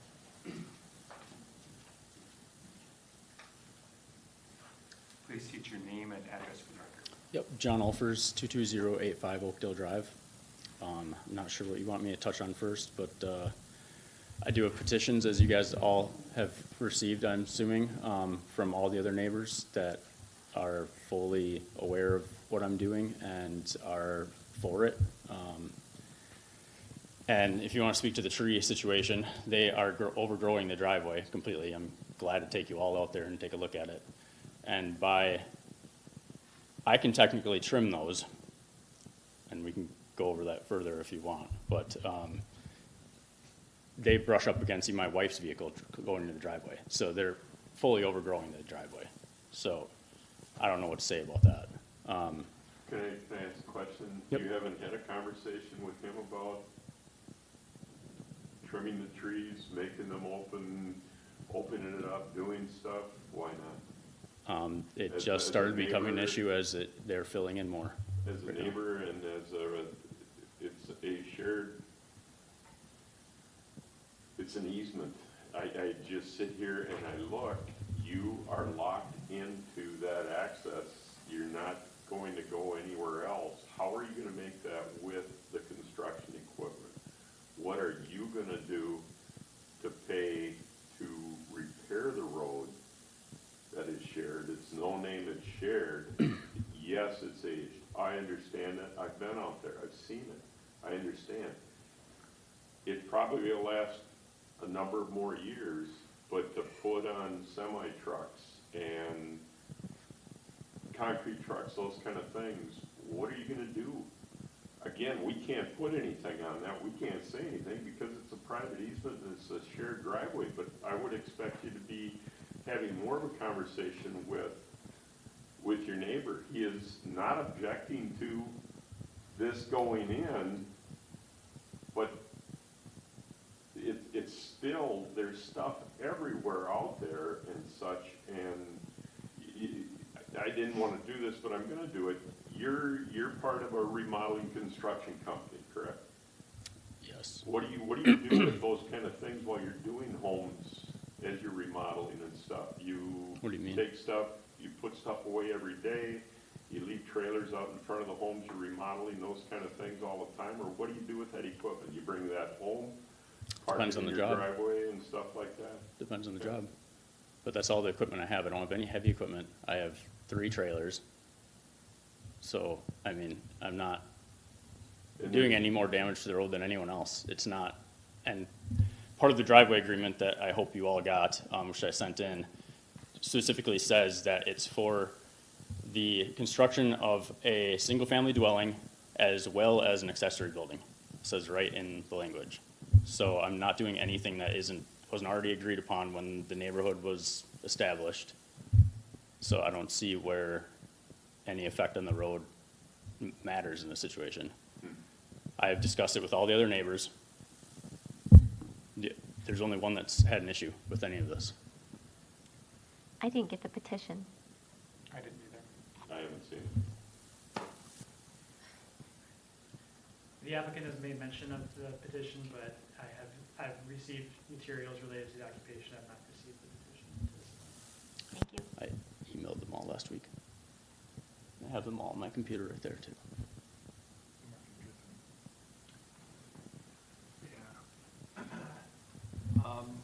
Just real briefly, I don't have any questions for you, but thank you. I think Councilmember Nichols raises a good point. I think that the language is ambiguous, and I think given the contentious relationship here, I think that the language should be perhaps tightened up a little bit. So I can't vote I can't vote on this in the state that it's in. I think it's a little, you know what I'm referring to, right? The use of the word shop. Well, is it a shop? Is it commercial? We should just on the survey, though, right? That was just on the survey. So the surveyor used that term. I've seen surveys use garage, shop, shed, accessory structure. It's an interchangeable term that's used differently on surveys. It's always just for an accessory structure. And just to contextualize, again, what the conversation is tonight, I know there's been some talk of the construction equipment that would be coming into the private drive in relation to the construction of the accessory structure. This is a private drive, so the city can't restrict that access. If it's in the private driveway agreement, it's something that is allowed. And if the applicant were constructing an accessory structure with sidewalls of 10 feet or less, the same construction equipment would be coming in, and we wouldn't be able to review it outside of the building permit, and we wouldn't be restricting the access since it is that private drive. Further questions? This application is to its lifespan when? Is this The the 20th. date or? 20th, so yeah.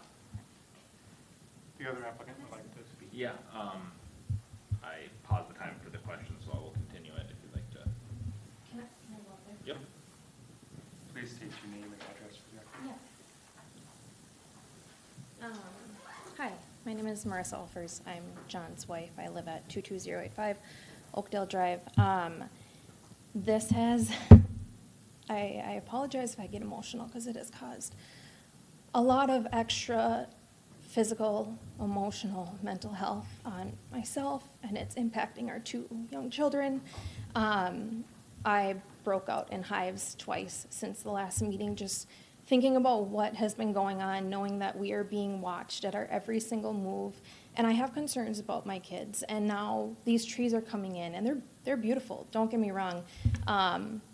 The reason we have not brought up the trees, those two in the front, is because they have not affected our vehicles up until about a few days ago. I mean, I can pull wide into my driveway, I can pull tight in my driveway, and they are touching my car. So I was waiting until this meeting. Why address something else that is gonna cause more stress on me, having a conversation with somebody who is already very frustrated with us? And when he says I was interrupting, I was trying to give them the space to have the conversation. I heard someone's voice, I heard Joe's voice raised to my husband, and we're not the confrontational people. We are very homebound. We just want to we wanted to move to Corcoran because he was raised here. He's been here for, I don't know, you moved out 25 years. 25 years. He's talked so highly about this place. We were looking here for 3 years. We want to raise our family here. Our in-laws are here. They love it here. This shop, the only use is for John, for his company, is to send invoices and use that office for office work. There is not going to be any construction material there. Nothing. If anything, they're going to see more activity from me buying stuff to fill our house, because we went from a 1,200, 1,400 square foot house to, obviously it's bigger. So those deliveries are coming majority for me. And since the last meeting, I personally have documented, I had to stop because, like I said, it took such a toll on me. But over about a 5-week period, I have almost day to day of just documenting what is going on. And there's comments about, you know, they're ruining the road. Well, almost every single person except for ourselves and the first person at the entrance and Joe, they have had work done all summer. They've had trucks going up and down, dump trucks literally pulling in front of Joe's driveway and our driveway to back into the driveway that goes behind our house. And they're turning around and they're damaging that corner that Joe is claiming that we are damaging. I have a video of John backing in. John's backed out of, like I said, I had to stop, but he is backed out of our driveway and out of the driveway and back into the driveway 3 times within a 3-week period. All of his stuff is at the job sites. That's it. He comes home, he sends the invoices, he's trying to be organized. We want to make it look better. I don't like the shipping container, but we don't have the room to store the stuff in it until that shop is built. I want it gone. I don't like the dumpster. He's fine with getting rid of the dumpster. We want to make it look nice. That neighborhood is gorgeous, and that is why we wanted to move there. And to say we might have to put a road in the middle of our backyard, we have 2 boys. I want them to enjoy the big backyard. We want to make it over the years a place where we can have people come, not have to look at a road that splits a beautiful backyard. We just want to have a great life in Corcoran, and that's all we're asking, honestly. Thank you. Any questions for the applicant? No? Thank you. Mr. Mayor? Yes. Can I just make a note? I do see the petition email that the applicant did provide last week, so I apologize for missing that, John. I did forward those petitions to all of your emails just now, just so you have access to them as you're deliberating. I apologize for missing that to the council. Thanks. Give us just a moment here.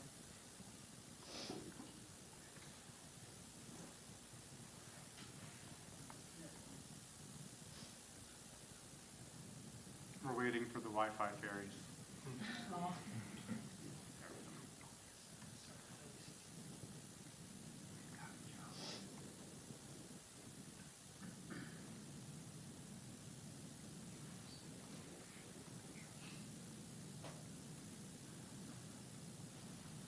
Mayor, one other kind of housekeeping comment. I know there were some concerns raised over the term on the survey, proposed shop.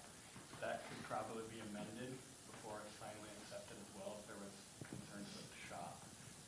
Clarification of that in the recorded document. So that would ultimately be up to the applicant if they want to do that, but there's still engineering comments that have to be satisfied, conditions that have to be satisfied. So if that is a concern, something that could be possibly discussed with the applicant.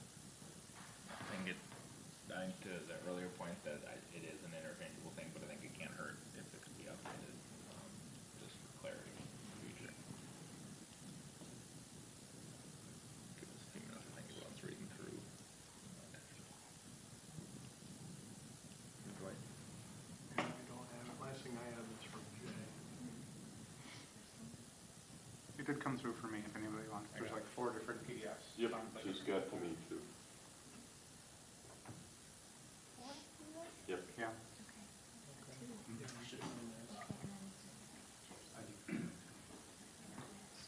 Dwight can pull it up on the screen if it's helpful.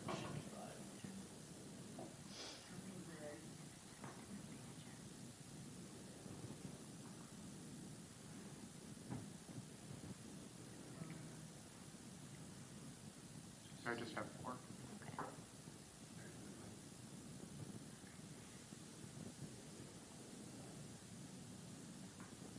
So the body looks the same, it's just signed by 5 different neighbors. Right?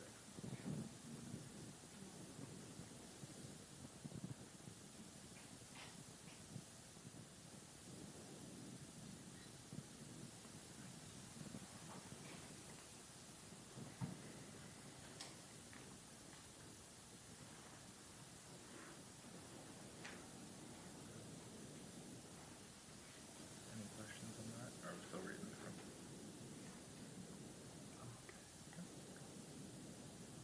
Dean, Chairman?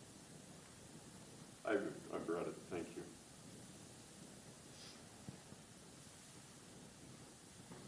And then I know there was some discussion on potential things you wanted to see tightened up.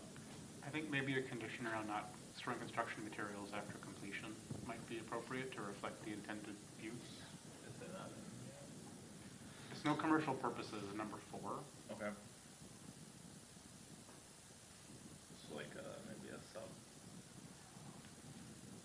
I have a question, Dwight. So if it's a shared driveway, do you have to have approval from all of the owners that live on that driveway? How does that work with a shared driveway? If one owner says, no, I don't support this, but the other 4 do, where does that leave us? So this is a little bit outside of our realm, since it's a private driveway agreement that we're not a party to. But typically, it's if the conditions that are listed in the private driveway agreement, and I haven't reviewed it, I'm not going to make a determination on our agreement, nor should I.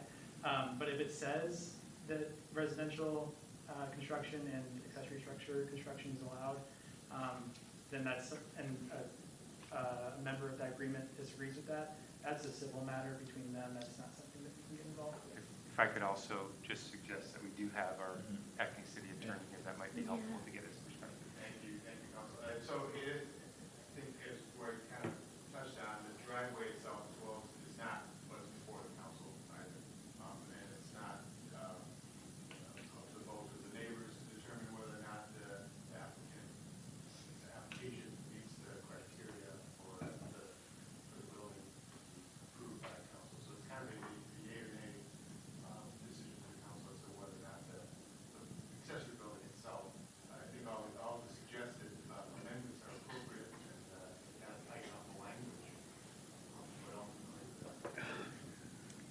the multiple important issues like code enforcement and other neighborhood concerns are to be taken into account. But in order to deny the applicant altogether, you have to find that it doesn't meet the criteria for your conditional use permit ordinance. Can I ask one other additional question? So how does the easement come into play? Because I feel like if the easement is an issue, we shouldn't even be approving something if there's an easement issue. Well, my understanding, correct me if I'm wrong, is that the application is for the building itself. Mm-hmm. And that's what's before the council. The easement is just the access point by which they would all use it for whatever they like, and also for construction and for other reasons. That's a separate agreement, which I've not seen, but that's not, as I understand it, before the council anyway. Thank you. I'll make it. Hopefully I can close this somehow. Somebody help me if I'm not doing well. The neighbor, Joe Lackner, is not opposing the building. He's opposing the damage to the trees, the entrance, the changes, and all of those things. And it's extremely disappointing that the two can't get together and iron this out and to make it more accessible and to clean that up and to ask something as simple as, can we trim these trees? Can we open this up? Can we get this done? It's disappointing that we're in this. In the past, many buildings have come with us from going from the standard ordinance 12-foot side walls to 16-foot side walls. All of those applications, we haven't spent half the amount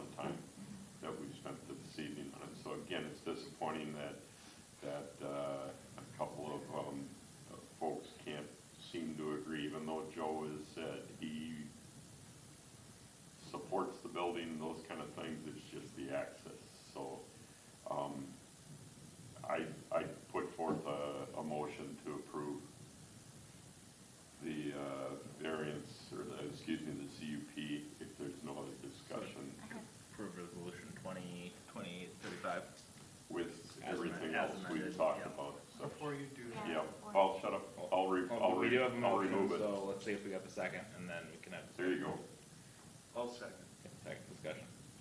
I was going to suggest we make a minor edit to point 4 to clarify, in line with the intent expressed by the applicant, the CUP doesn't allow for storage or delivery of construction materials outside of needed for that specific site. And I just wanted to clarify, we do have some authority in the size of the structure, right? Right. That's how the CUP came to be, was because of the height of the structure. So we do have some authority over that. We could decline that. We wouldn't have the authority then to. Yeah, he could come in by right with a 10-foot building. and Exactly, not use that's it. what I'm saying, but then the city wouldn't be involved. That's my Correct. point.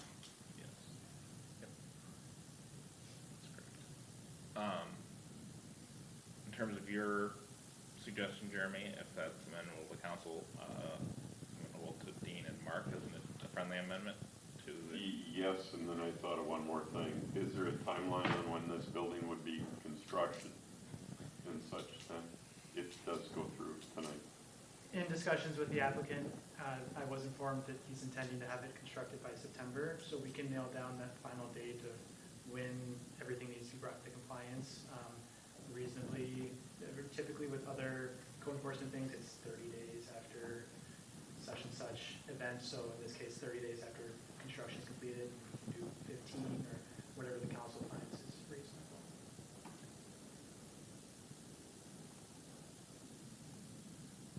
So was that a yes to Jeremy's friendly amendment? Yes. And a yes on the Yes. second?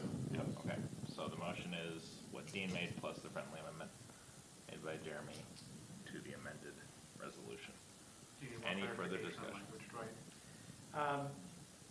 It wouldn't hurt to have a little extra clarification. I think I understand the intention, but I want to make sure I'm getting everything down correctly for item 4B. In line with the intentions expressed by the applicant, the building cannot be used to store materials not related to items that are used on the site. It can't be used to store construction materials unless they are for construction on this site. So for the construction of this building or any later development that they're doing on the house or something like that.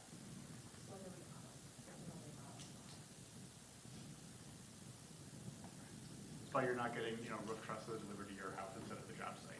Yeah, there's an home occupation thing, one of that point says I can't have any deliveries like that. So we have a motion, second discussion, anything else on this? Otherwise, I will call the vote. All those in favor say aye. Aye. Opposed? 5-0. Okay. Mr. Mayor? Yes. I'd really like the civil conversation and such between a neighbor that is supporting this and the applicant. You need to. They're great folks. The whole neighborhood is a great group of folks.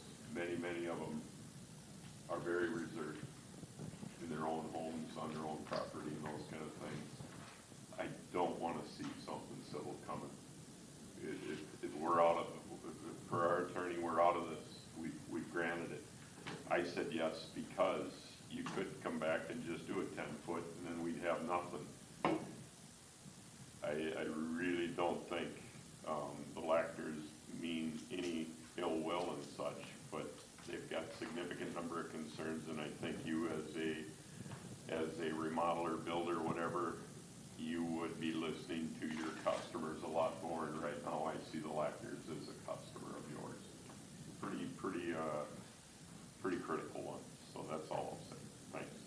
We are also grateful. I didn't accuse, I didn't say anything, I didn't need any more, I've spoke my piece, so thank you. All right, thank you guys. Okay, on to, we have no, anything on 7, 8, or 9 on the new business. 10A, squad and body cameras discussion. So Mayor and Council, Deputy Director Burns was ready, but as I understand, Councilmember Lanterman is just chomping at the bit to discuss this item. And so Deputy Director Burns yields his time to Councilmember Lanterman. I yield. Put me in, Coach. You're in. Thank you, Mr. Mayor. So first, I want to thank the Chief and Deputy Director Burns for the work that has been done so far in evaluating body-worn camera options for our police department. As we evaluate this potential investment, I think it's important to note that this is much more than just a body camera purchase. What we are evaluating is a long-term evidence management system that we will be living with for the next 5 to 10 years. The camera itself will only be one piece of the puzzle. Long-term costs we may encounter could include evidence storage, software licensing fees, maintenance, data retention, and emerging AI technology. Because of the length of these contracts and the expense involved, I think it's critical that we know what we are buying and what we are committing to before we make a final decision. If we move forward with this project, I think there are a few non-negotiable concepts that the city should insist on regardless of which vendor we choose. Number one, the city needs to retain ownership of all data, recordings, metadata, and evidence collected through this system. Number two, the city must be able to export and migrate its data if we decide in the future to change platforms. We don't want to find ourselves in a situation where our data is locked into a particular vendor. And third, I would like to better understand the life cycle cost of evidence storage, software licensing, hardware replacement, and any AI capabilities that may be included in the vendor's proposal. Believe it or not, I'm actually excited about the possibility of using AI to reduce administrative burden on our officers through transcription, report drafting, redaction, and evidence searches. However, technology in that space is advancing rapidly, and I think it's important that we have a full understanding of what we are buying into and maintain some flexibility as those capabilities evolve. At this stage, I do not feel ready to make a recommendation on an either-or basis. Given the length of these contracts and the potential financial commitment, I feel it would be beneficial to do additional research and evaluation before this topic returns to council. For example, some cities have a 5-year contract with discounted options for additional 2-year extensions. I have reached out to over a dozen municipalities across the country trying to get my hands on their contracts, and I've gotten a few of them. I'm still waiting for calls back on the other ones. Just in closing, ideally, I would like the Chief and Deputy Director Burns to continue researching this topic. I would like to see additional information on life cycle costs, contract terms, data ownership, and what we are buying technologically. Once we have more information, have that conversation with the public, and then return to council with a recommendation. I want to ensure that we can make a fully informed decision and have fully evaluated all of our options before making what will be a long-term financial commitment for our officers and citizens. Thank you.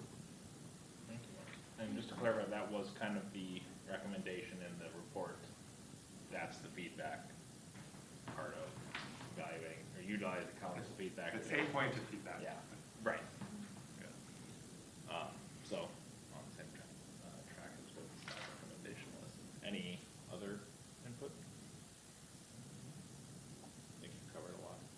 Good stuff. What questions did you have that he didn't deal with? Well, if I can read my handwriting, no, it's all really good information, and I think those are really good points. And it's kind of as I touched on in the memo is, things have changed a lot in the last 6 years from what we currently have to where questions that he raised are certainly valid. And those are things that we're looking at. We just wanted to get some council feedback because it's changed a lot, it's different than what we did before. So we want the council to be aware that this is going to be a different investment than what we did 6 years ago. So we wanted to get some nice feedback so that as we're going through these proposals, working with vendors, we have some of the things you guys are talking about that we can work with them. So, yeah, a lot of really good stuff. Yep. Mr. Mayor, can I ask a question? Sure. How are the cameras, are there things that like our police officers wish they did or didn't do? Like, Yes, Okay. and a lot of stuff, it's not necessarily the camera, the hardware, that's what it was 6 years ago. It's now on the backside. That's where a lot of the improvements come, is in the software side, because we're using cloud-based recording versus what we currently do, which is on-premise. Redaction is a really heavy load on our department right now.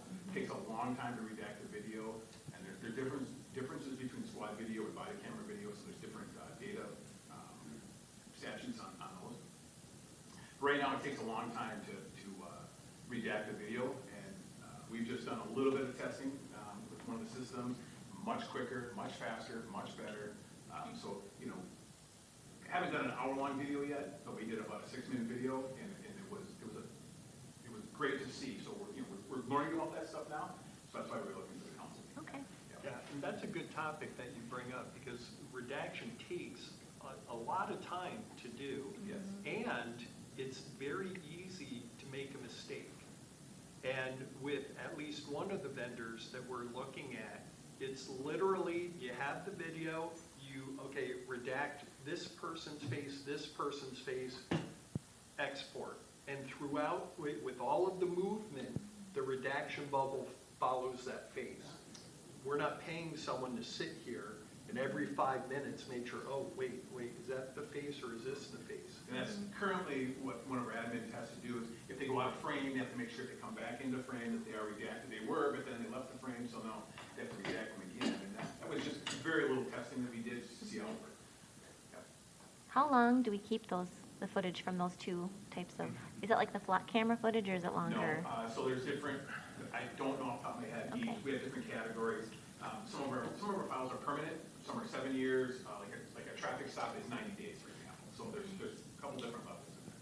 One of the things that was cool when we were in Denver and we saw this demonstrated is as they're putting it in with the information at the time, it actually selects that so that it determines Right. what the retention schedule is going to be, so you're not making a decision later. Nice. That's being plugged in at the front end, unless the status of it changes and then you're modifying it.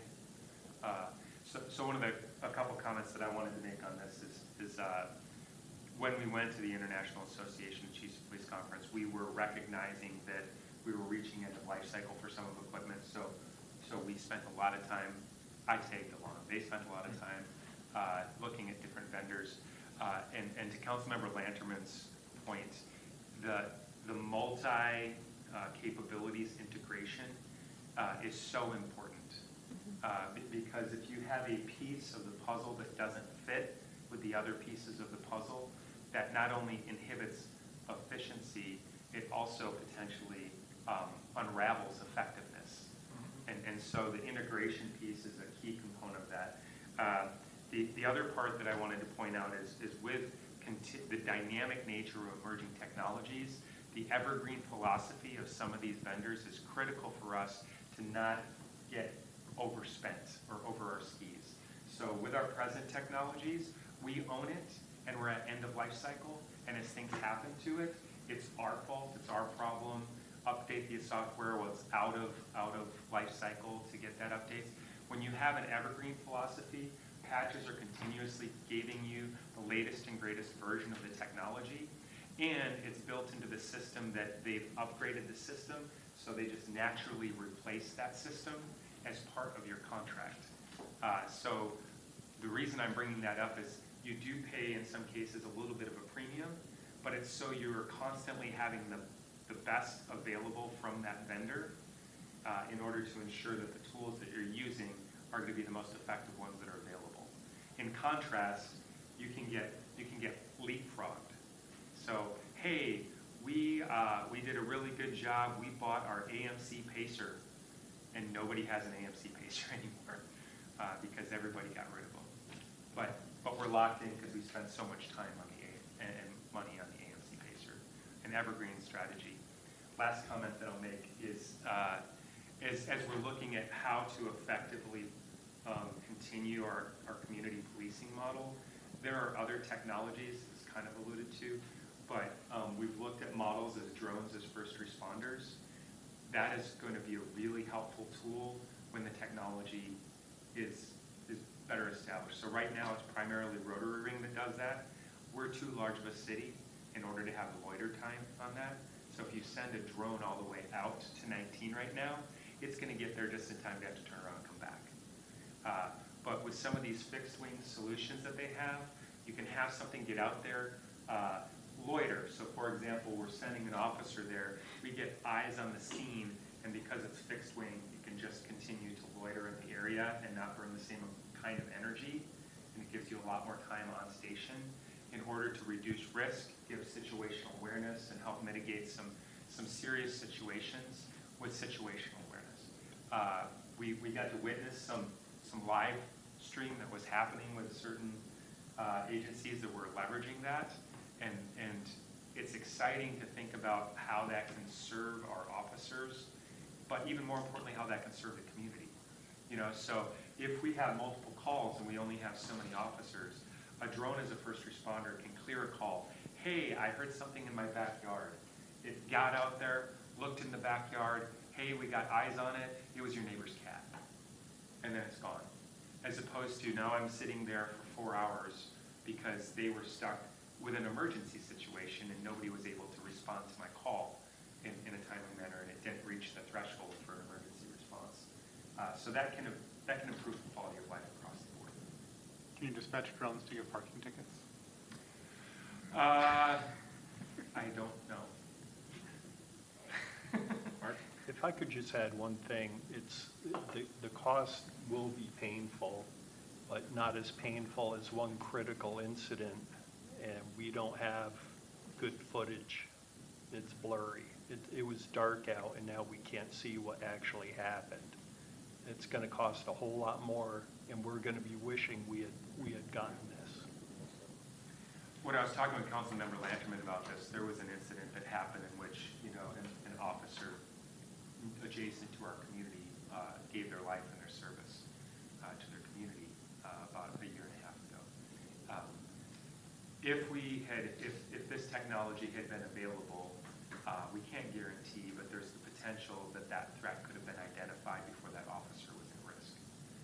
And so when you're talking life and death, not just of our officers, but also of people on the scenes, you know, so we can identify what's going on in a situation and respond more appropriately because we have a better understanding and we have an appropriate response. It's worth it.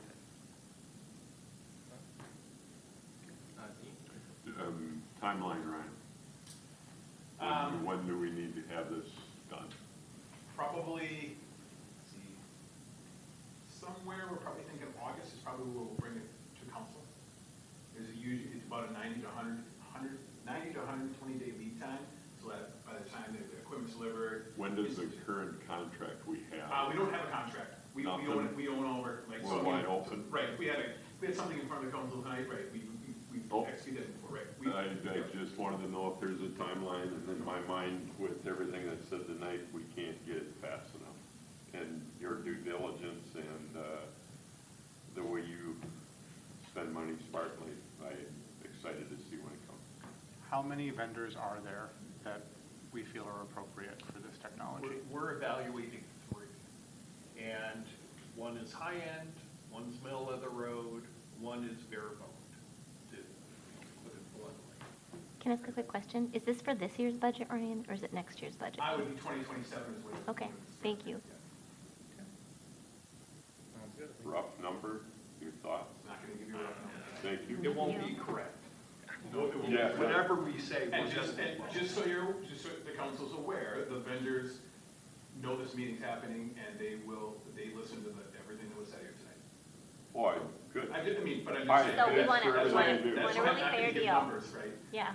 No, but I will say this, in an effort to get a better price from the higher vendors, I actually preferred the lower vendor until we get a better, deal. I'm So going cheap. I'm The heck with going y'all. option 3. Give me the cheap ones. The heck with the good products. Give me the cheap ones. Only if they're listening, otherwise. Yeah, otherwise, no. Thank you, The Council. cheap one. Perfect, thank you. All right, and then we'll go on to 10B, which is approval of professional services agreement for Public Works Department organizational review. So Mayor and Council, back in May of 2024, that's the first time in my tenure that we had you all approved a significant organizational restructuring. At that time, we clarified that there's an intent to continue to evaluate organizational structures and staffing alignment throughout the organization as needed. With some recent conversations, particularly the Public Works budget, the Public Works workshop that happened recently, some things came out in that discussion and then in my discussions with you. So I just want to highlight this for those who are watching. Since 2012, the city of Corcoran has experienced a 70% population growth. And what that looks like is we've gone from roughly 5,500 residents to, we actually just got this from Met Council, as of April 1st, 2025, their guesstimate on our population is 9,577. That was 2025? That was last year, April. So odds are that we're well over 10,000 right now. I'm pretty close. But we won't be over 10,000 until the census confirms that in 2030. And that information came from The Met Council, 9,577 as of 1 April last year. So what that means is we've experienced some growth. We still have 32 miles of gravel roads, 45 miles now of paved roads, and we're taking more on every month almost. 90 miles of drainage ditches. We now have 27 miles of water main and 20 miles of sanitary sewer.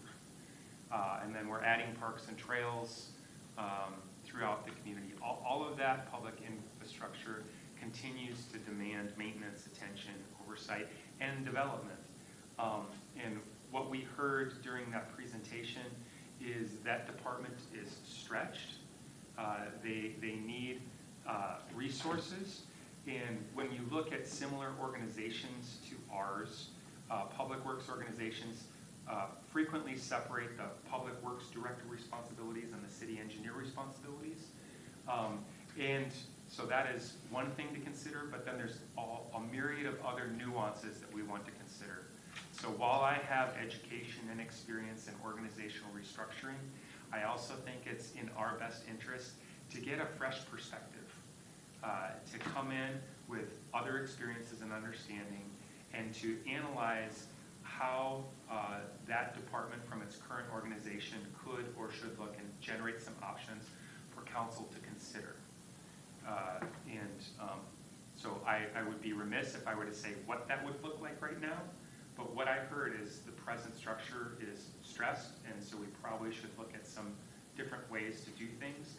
It might be technology, it might be different roles, but getting a recommendation. So we went out and we received a proposal that will cost not to exceed $5,000. And I would like to do that as soon as possible. And the reason for that is we need these changes. And so in order for us to include this in a potential 2027 budget impact, we would have to have that information to assess it.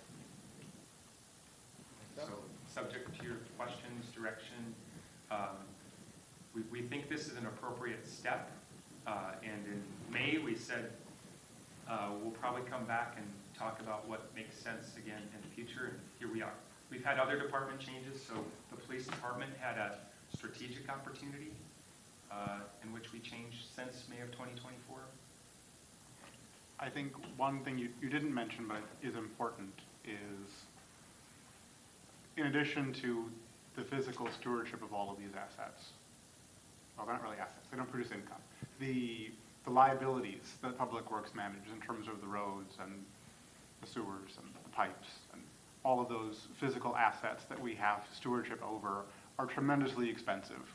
And to the degree that we can extend their useful life, to the degree that we can avoid damage and degradation to them, we end up drastically reducing future city expenses.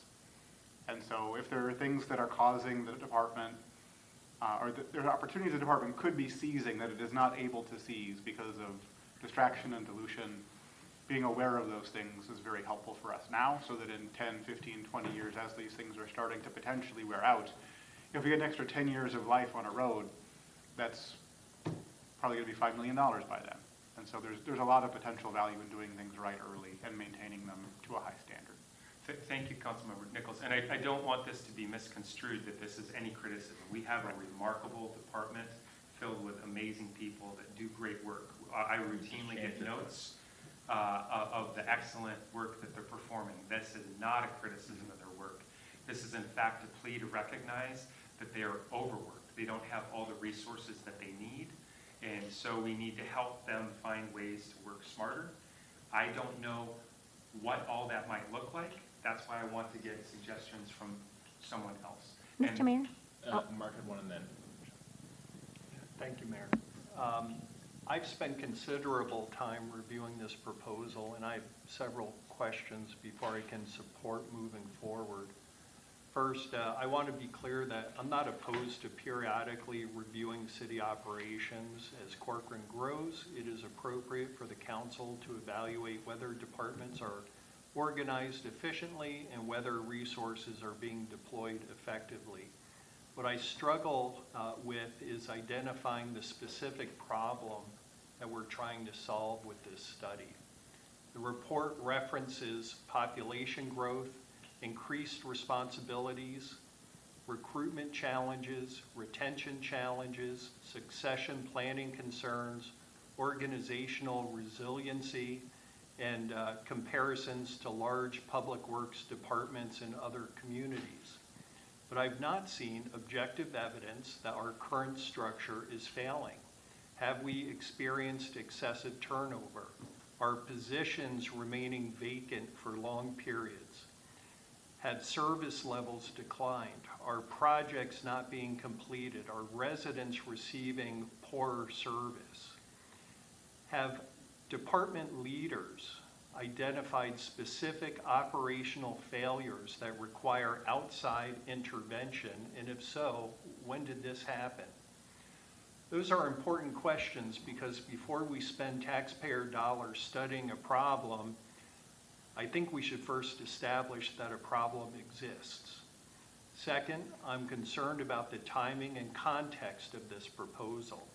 Over the past year, the council has spent significant time discussing employee compensation, recruitment, retention, benefits, and longevity pay. Many of the same themes appear throughout this report: recruitment, retention, comparisons to other cities, department size, organizational structure, future staffing needs.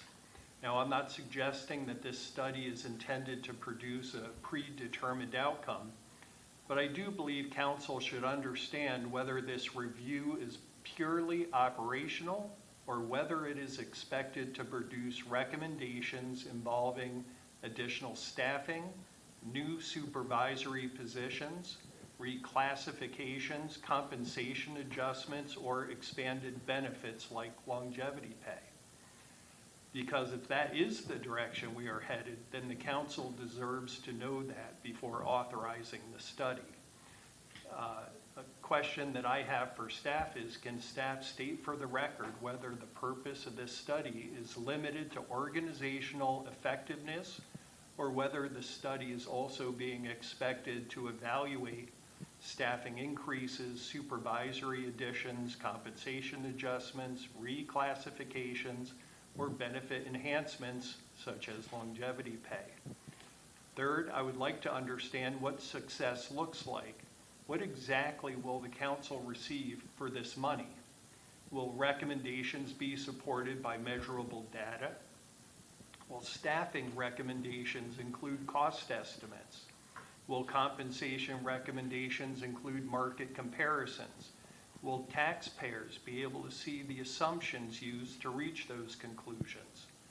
And perhaps most importantly, what would the consultant discover that staff and council can't discover on our own? Finally, I think it's important to remember our responsibility to both employees and taxpayers. We have approved substantial investments in personnel over the years. We have had extensive discussions regarding compensation philosophy and employee benefits. We have also asked residents to shoulder increasing costs through property taxes and infrastructure investments. Those realities require us to carefully scrutinize every proposal that could eventually lead to larger government, additional staffing, or increased personnel costs. If there is a clearly identified operational problem, I am open to discussing solutions. But before we commission a study, I would like to see objective evidence of the problem that we are trying to solve, a clear description of the deliverables we expect to receive, and a better understanding of how this proposal fits within the broader discussions we have already had regarding staffing, compensation, and long-term personnel costs. Thank you. I can speak directly to that. If you want to add on to that. I can wait till Okay.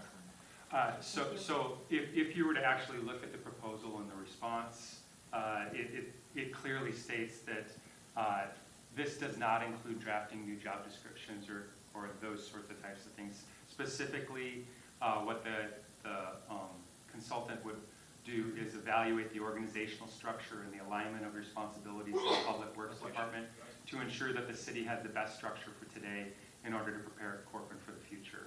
That scope of work would involve meeting with employees, administration, and council in order to review current job descriptions, discuss current structure and the outcomes in terms of those services.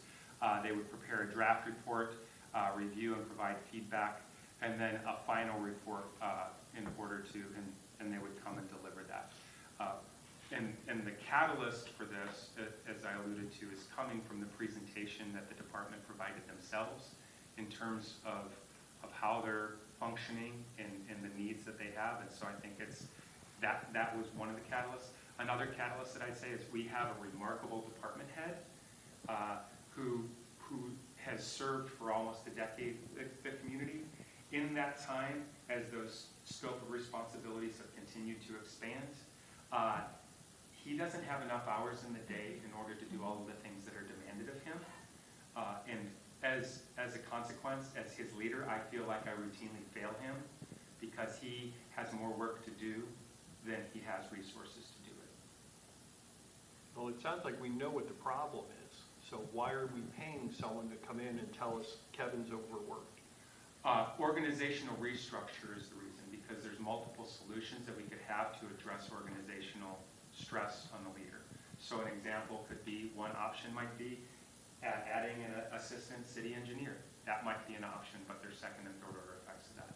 Another one would be potentially splitting into two departments, which was discussed within the staff report. And there's other ones that I might not have considered because my scope of experience is limited to 3 cities. In one of the cities, they split the department. And so it's no wonder why that's my default. However, it would be remiss of me to do that as my default because the city that I was working with was 50,000 people at the time. It wasn't the size of our city. And so someone who has access experience that can potentially bring alternatives that might expand in order to have the right fit solution for Corcoran, that would be my desire. And I don't have the time at this point to do that myself. So I guess my question is this study going to address or touch on compensation adjustments or benefit enhancements?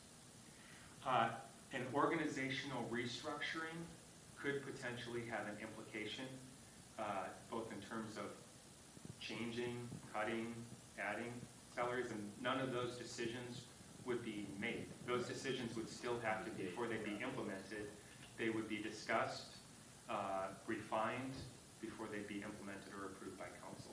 So this is not an approval of any of those changes. This is an intention in order to generate options because better data provides better decision making. And my responsibility is to provide you the best data. And I would imagine that the cost of the proposal will be part of the decision matrix we would construct on what to do after the study is complete. So if we can definitely include that in the scope as we're having conversations with the consultant to say this is how we want the data to be presented to us. But my goal and my responsibility is to generate options for council to consider, because council makes the decisions on how, when, and what we spend. Yeah, no, I understand all of that. I think, I guess what I'd like to hear from Kevin, and I'd like to know what it is that you think you need from your department standpoint. Because I feel like we must know, right? If we're going out to reach out to someone who has this option for us to purchase a service to tell us what we think we need, I don't think anybody knows better what we need than our staff. So that's why I'm asking that question. I feel like you could present us with something and say, this is what I see our department moving into or morphing into. I feel like this is the right direction for Corcoran. You've never steered us wrong, Kevin. So I would trust you more than I would trust a consultant. And you don't have to answer tonight. You don't have to answer tonight. Maybe not directly, but I think I was almost 9.5 years here now. I was the first public works director for the city. It was a big leap for the city to bring consultants on. I think it worked out well because we followed that model. And when we were a different city 10 years ago. Most of you may not have lived, some of you probably live here. Most of you probably haven't. What we've grown with over that 10-year period, we did a great job. I would echo Councilmember Lanterman's statement. I don't know of a problem. Why are we looking at this? That's because we did a damn good job, in my professional opinion. We are maxed out. That same model that we took from over the last 10 years will disintegrate, or the spokes will come off, whatever adjective you want, will not work the next 10 years. Maybe not even work in 2027 or 2028, because the volume of stuff that we're adding, every root of that tree is growing and multiplying, and we're not multiplying fast enough. We didn't even touch on customer service. The amount of volume of calls we get from new residents that expect us to go out, that take 2-3 hours a week, we're just getting into that with our new residents that are finally moving in. Like, we don't honestly have a handle on all the stuff coming. We touched on the street CIP. We don't have a street CIP. And the mistake you mentioned, Councilmember Vanderkamp, is probably not presenting those issues as No, mine was the Packer. I should have 5 years ago. The Packer decisions that you. So we've tried to manage everything on our own without coming to you with a problem, and that's probably something I own, is that I hung on to the problem too long. We did, obviously, if you look at the budget recommendations, I struggle filling budget positions out of any department in the city. It took us 2.5 years to get an engineering development superintendent. We still have not executed some plans that we did for 26 because I didn't think that plan, we moved so fast, I didn't fully believe in that plan. So I've kind of dragged my feet, and now I'm like, that we got to do more than maybe that plan, or at least have a conversation about it. So I'll own that I probably haven't presented these issues as early as I could. That's a fair criticism, but I can confidently tell you, in my professional opinion, we need to look at what we want to do for the next 10 years, or we will have a significant problem, and then we will be spending resources, and we'll have lost that faith in the community. So I think the last decade of not having a problem is pretty incredible, but I can promise you we will not be able to replicate that a couple of years into the future.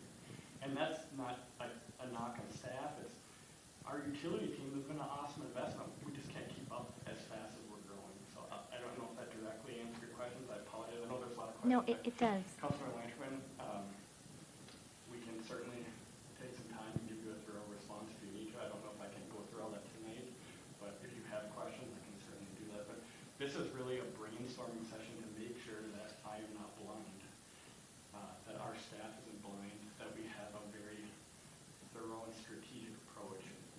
I recognize it's going to be a phased approach. There's no way we can solve all the problems with one letter. There's competing interests, but we got to understand where we want to go in 10 years to identify how we can do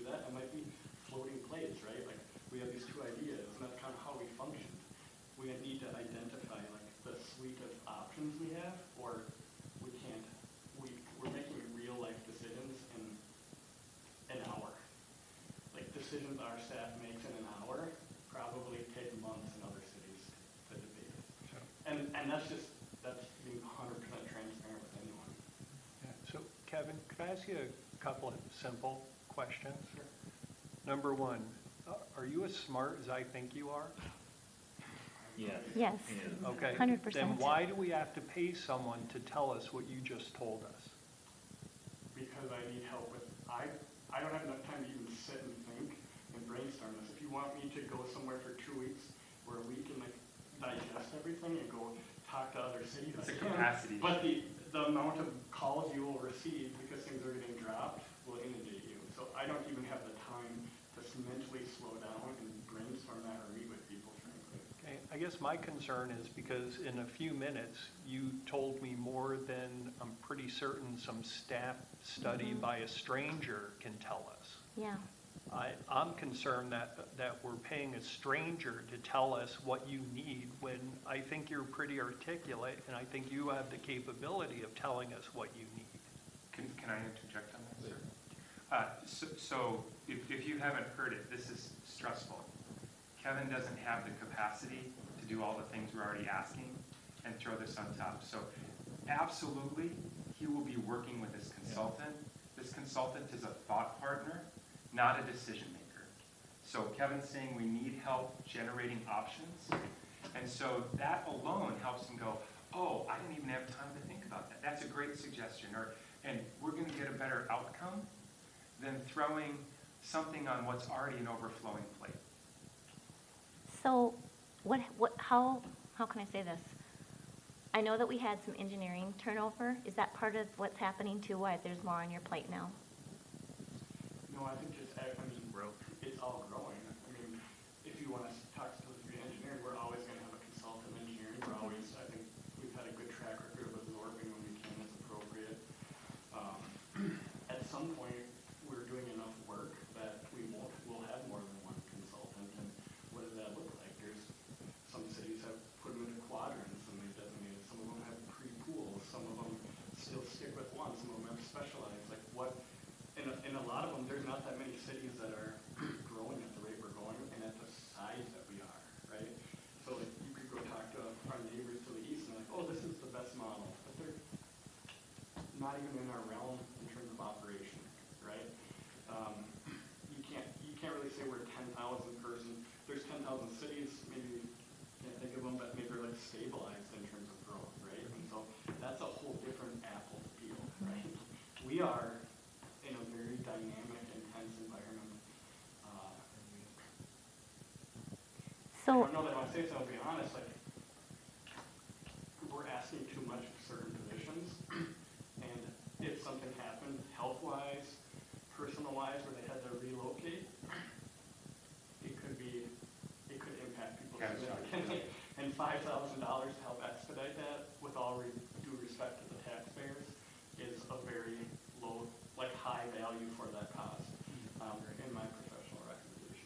Well, I'll tell you what I would suggest. I would suggest that you work on an elevator pitch and you come back and you tell us what you need.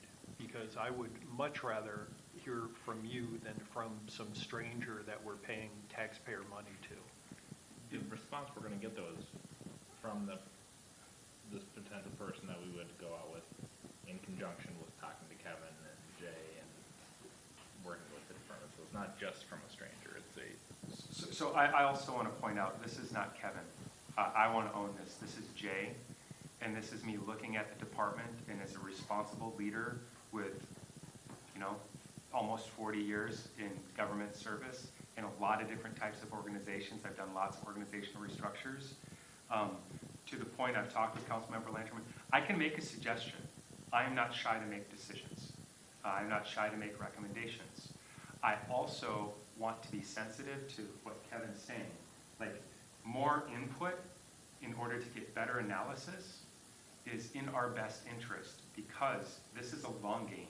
This isn't a short game. And so the risk that we have right now, and this is why I brought it forward, in what I heard with each of the divisions in Public Works, we need to think about how we're going to be doing things.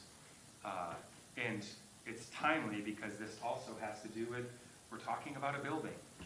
And so does that become a factor? You know, so we've been operating, candidly, probably significantly understaffed. I'm not suggesting that we need to add staff. I'm saying that we need to think about how we're doing it, and to Kevin's point, then we have a game plan. We don't have a game plan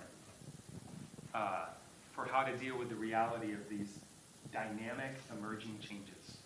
And to put that as an additional responsibility on Kevin when already he can't do other things, that's why I brought this as a proposal to council. Can you find consultants who will have experience with similarly situated cities that will have different models than we would have considered on our own? There isn't a similarly situated city. That's one of the challenges Kevin was just alluding to. So it might not be in Minnesota. Maybe there's not right now. But I'm sure in other cities, other states, there have been cities that have grown at our speed and had similar kinds of challenges. I would expect a consultant to do that kind of research. Yeah. And we wouldn't have time to do that on our own.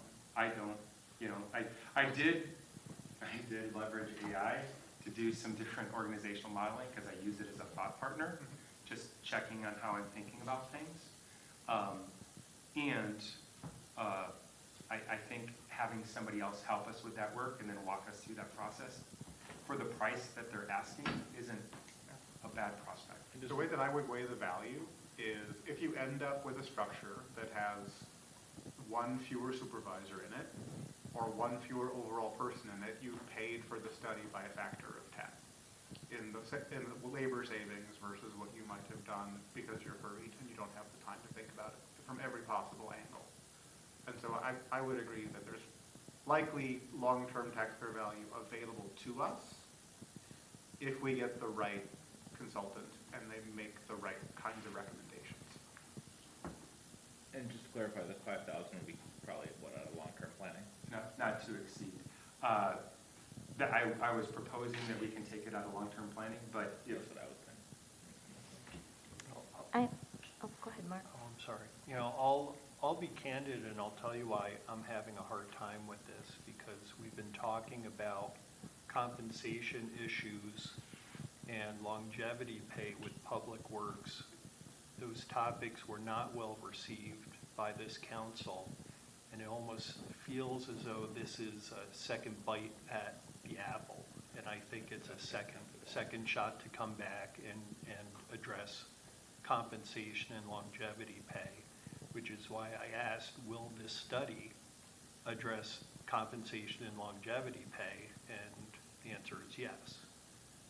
Longevity, but can you unpack that for me, sir? Because I don't understand how longevity pay becomes part of the conversation. What we're talking about is an organizational structure in terms of leadership. Yeah, but I specifically asked you, is this study going to discuss compensation and benefit enhancements such as longevity pay? I asked you that specific question, and you said yes. So no, what I said was this proposal does not include drafting new job descriptions.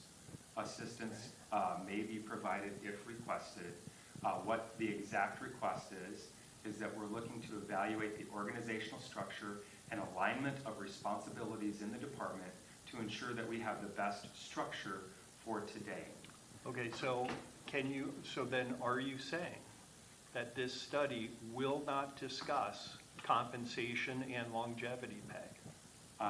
The proposal doesn't propose that, and so I hear you explicitly saying you don't want that on the table. Correct. And so when we talk to the consultant, we can make sure that's not discussed and on the table.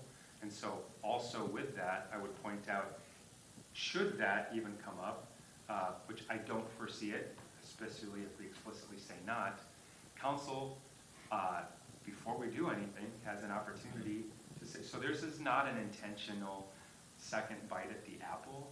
This is a recognition. Kevin says we potentially have a point of failure within the next 1 to 10 years in the organization. And as a responsible leader, I'm trying to address that problem. Can I add one more thing? Oh, go ahead, Dean. Dean and Michelle. I agree with what everybody is saying, what everybody understands, and if I can help, kind of clicked in my mind. Comp and class study is a whole different thing. Absolutely. That's when we would talk about compensation, pay, and I don't even think we've ever talked added benefits on comp and class. It's always been what are the Benefits is a separate category. responsibilities, those kind of things, all that stuff. I agree with what Councilmember Lannerman is saying, that we don't want to hear that stuff. If it's an organization review, change, those kind of things, we are growing. We need somebody to give us a heads up what's going on. I agree with everybody up here. We got a pretty darn talented staff, and the only thing I was joking about was the decisions made around Green Bay is all the things I said about Kevin. Our staff is very, very good, but we need somebody to help us almost do what you did, and I'm trying to remember what you did when you came, Jay, and that is put together that tree of responsibilities and stuff. That's the throughout intention, our is a city. new organizational chart. Is that organizational chart in Public Works going to turn into, or would recommendation, you have an engineering, you have a Public Works, you have public utilities. Maybe. It doesn't break out to three. Does it stay under one and you need leadership underneath it and stuff? That's what you're looking for, not comp and class. And then it comes forward as a proposal. I would expect there would be alternative courses of action, and then council can refine those courses of action. And then it's not a click it on and do it all right at a time. So case in point, you know, when we had the organizational structure approved in May of 2024, we have only just recently gotten those last pieces in place in 2026 that were discussed at that time. And some of those have morphed and just, you know, didn't happen. And so this becomes a proposal that then gets refined over time. And to that point, I thank you, Councilmember Varenkamp, that was under duress. Big time. So we are, whether you realize it or not, I wanted Kevin kind of express that. He is reserved and he doesn't communicate it. The reason I'm bringing this is we are under duress. Yep. I was trying to communicate that with the reports that we had. That's what I heard when Public Works gave their overall report, is there's a degree of duress here that frankly I wasn't as aware of, because they take such pride in their work and they work so hard at what they do and they don't complain. They figure it out. So to that point, I'm trying to respond, but in that situation, it was intuitive, hey, we need to do this, as I was responding under duress. We have the opportunity here. I have other competing demands. I don't want to mess this up because the stakes are high. You've all made that clear. It's the financial responsibilities, the assets that we're managing, as Kevin alluded to. This is a no-fail mission. And so any opportunity we have to get the best information that we have as a steward of the public trust seems like the best interest of our residents. I would encourage you also to look. Mark had something. Oh, sorry, go ahead. I'm sorry. Kevin, I just want to say, I think you're a rock star. And if you come before this council with a laundry list of things you need to maintain your success, I will make that motion. Okay? I don't think you need to go off 2 weeks to do that, to put together a wish list. My kids put together Santa lists in like 5 minutes. Okay? We've been here, you know, you've been here for a couple of hours here tonight, and I've learned more about your needs than I have before tonight. So I would urge you, if you, in a perfect world, what would your department need to continue your success? Okay? You do a great job. I don't want to pay someone to tell me that you do a great job. Okay? I want to hear from you personally. I personally want to hear from you as to what you need. Jeremy, good.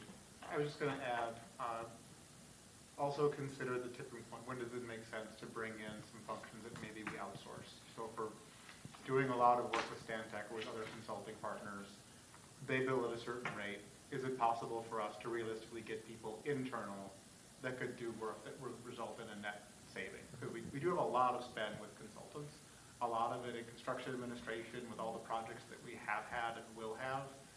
There very well could be value for us in making that part of whatever that future org structure is going to look like. So I hope that that'll be part of the scope of those discussions. And you were just, praising staff earlier. That's exactly what Alicia has done, and that's part of the reason why we included the IT position when we did the restructuring as a feature of demand, because we did want to try and decrease that CIT. So there's strategic intentionality in trying to make these proposals, and our conversations with this consultant is going to be able to leverage all of our different experiences and understanding in order to provide the best recommendation for council to make a decision. Anything else on this? I think we've kind of discussed it today. I have one more thing I'd like to add since I don't really get to talk.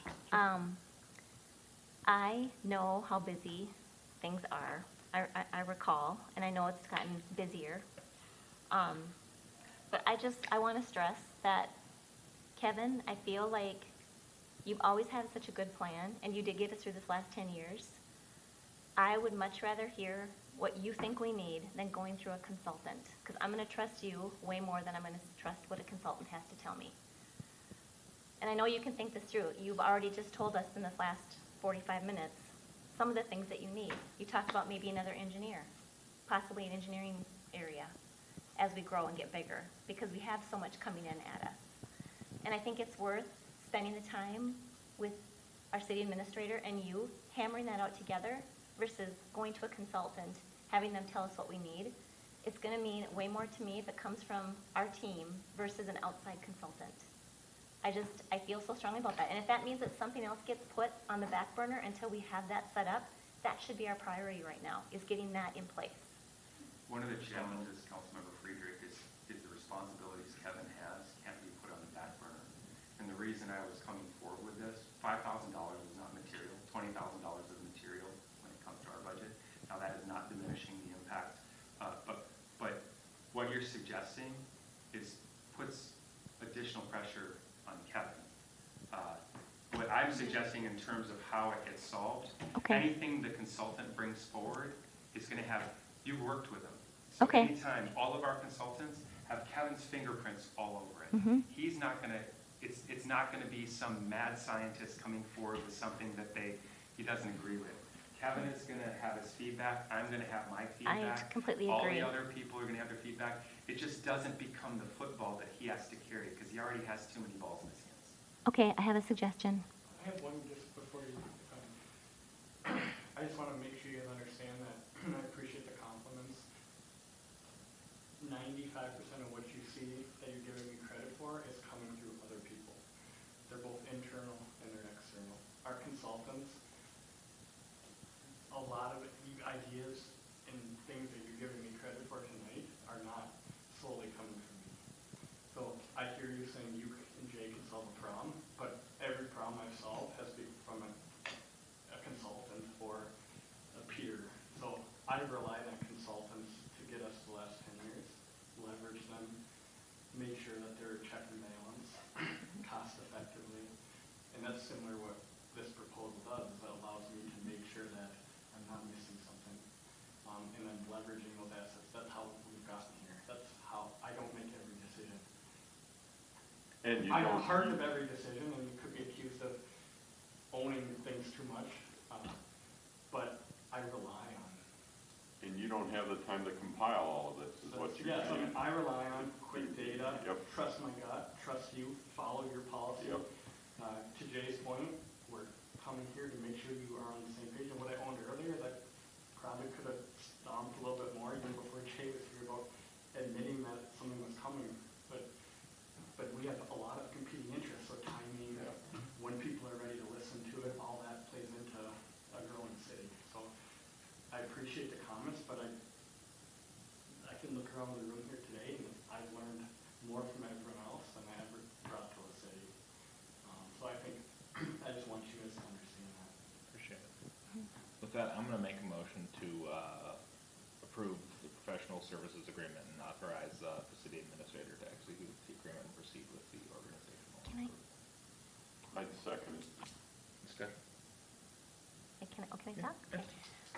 So this is just happenstance, but, okay, so what about then if we're debating the $5,000, the last council meeting, we just approved a $7,200 evaluation for the city administrator for his annual performance. What if we did that internally and swapped those two? So now we have the $5,000 for this other consultant, and we internally take on the other piece. Can we do that? Similar problem in terms of capacity and competing interest. I'm concerned again about trying to come forward, and the proposals that I'm bringing to you are considered best practices, and also we've gone out and we've found consultants that are not the super expensive ones. We're not down on France Avenue in Edina beating the doors in order to try and find folks. We're scrutinizing people who are going to help us get what we need with the most value at the best price. And so I would request that we not do that internally, because it puts my number two in the HR department in an awkward position. And all of the reasons that we requested that before still remain valid. Can we make us, like if the issue's the 5,000, can I make a suggestion? Like, we have had some staff that left, and we haven't filled some staff because it just wasn't right. We can absorb 5,000 into the regular general budget in Public Works. If it's 5,000 is the issue of borrowing out of a different fund, we can make sure we earmark 5,000 out of the budget, like out of professional services. If that's the issue, we can do that with your.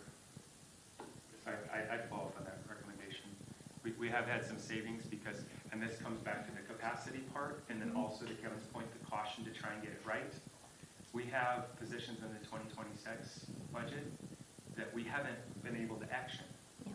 And that has provided cost savings, but it's also inhibited our ability to move forward on some very strategic needs. I think the point I'm trying to make is I feel like every time we have a challenge, we have to go outside to get a consultant. And I think we have to stop doing that and make a priority of utilizing our staff. So if I can respond to that. You don't have to respond. I'm just making a statement. There's so many things that we don't bring to council that we solve as problems routinely. An example would be, we didn't do a study to figure out how to better utilize our CIT contract, staff solving that. We didn't, I can look in every department. When we saw an opportunity in order to try and communicate better about what's happening in the landscape of this building project, we saw a window within our KA contract, so it doesn't cost us anything else.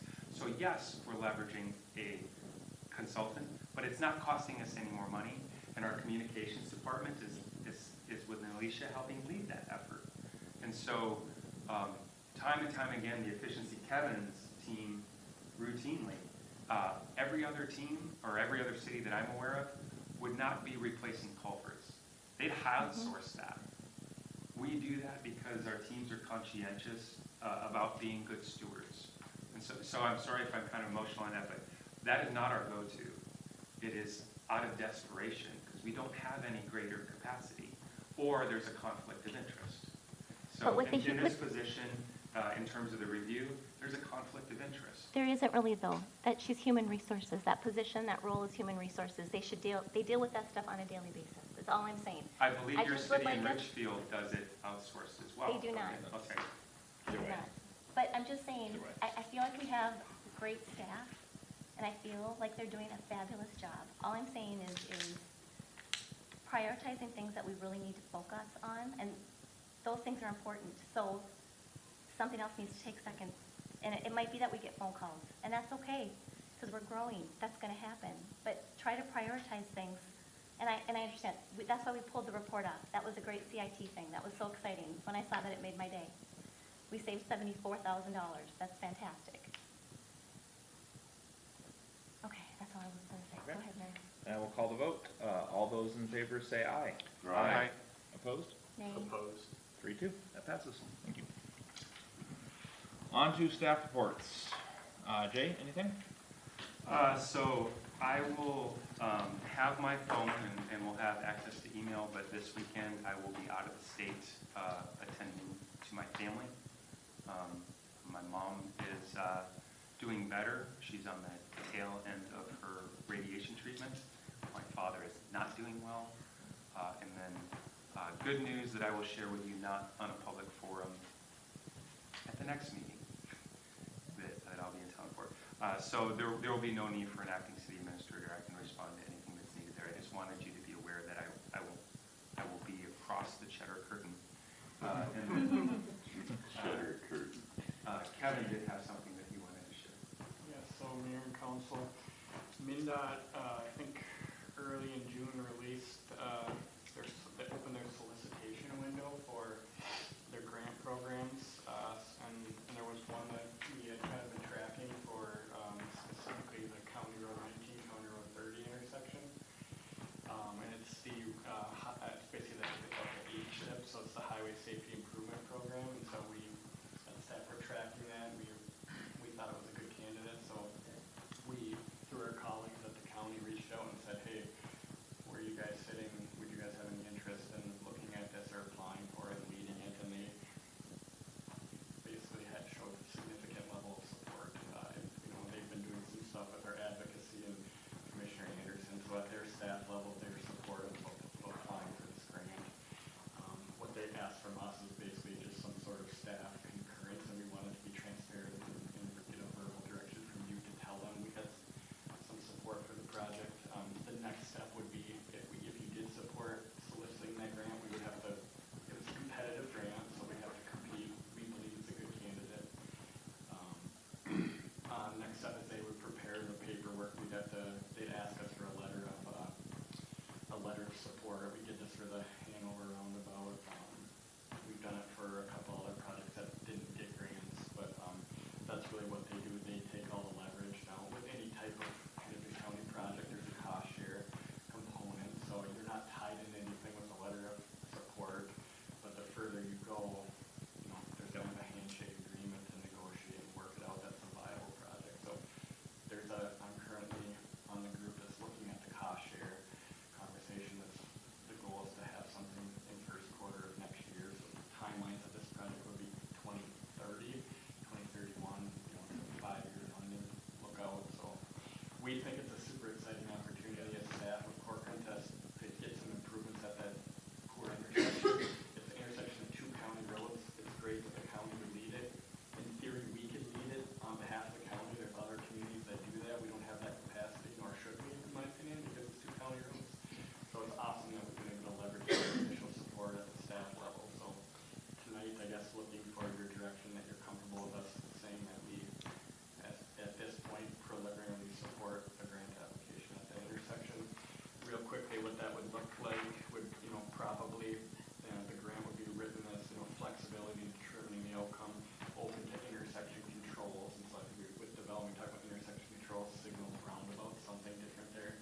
That intersection lends to a roundabout geometrically, but it's not predetermined, but those are the type of things that would be looked at for that intersection. So if council's supportive of that, we can reach out to them, initiate that process. We'd probably see something at the next 1 or 2 council meetings, because the deadline, I believe, is end of July for soliciting for that grant. And again, we wouldn't have other than generating staff report recommendation, we wouldn't have any cost until we actually won the grant, and then that would be good news for our residents that transact that corridor. Do you need a motion? Enthusiastically, yes. Okay, yes. Yes, everyone? Yeah. Yes. And the reason it came up this way rather than a typical staff report is this literally just came up yesterday, and the timing is critical, and so I told Kevin this was the best way for us to get it in front of you and get feedback in a timely fashion so that we can act on this. The fact that the county is going to take the lead feels like a very Tom Sawyer moment. I love it. Kevin, sorry. Go ahead. Let me know if there's anything I can do to help advocate for it, or if there's letters from other mayors or anything. Yeah, if we can do that, they'll let us know, but we'll advocate and appreciate it. I think this is a kind of continued culmination of the advocacy we've done to the county commissioner staff. I mean, they're continuing, and it's a combination of growth, increased traffic, but also advocacy from my perspective. And so everyone, I think, we're getting momentum, and we're working with them, so I think we're establishing a good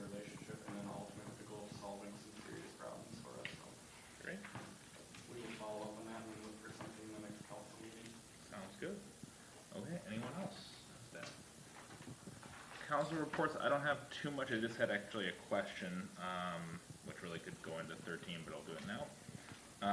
Just looking ahead at the 25th, that's probably the Springs item. That's not probably going to be there, right? Because that was continued at the last planning commission, right? Correct, Mr. Mayor, it was tabled at the planning commission meeting. So it's only to go back to planning. Or It's be anticipated to continued. come back for the July 7th planning commission meeting. So we'd be looking at a July meeting potentially for that, at council. Correct, tentatively, it would be scheduled for the July 23rd city council. Gotcha. Sounds good. Sorry, which one are you talking about? The Springs. Preliminary plat PUD. The only other item is the election judges.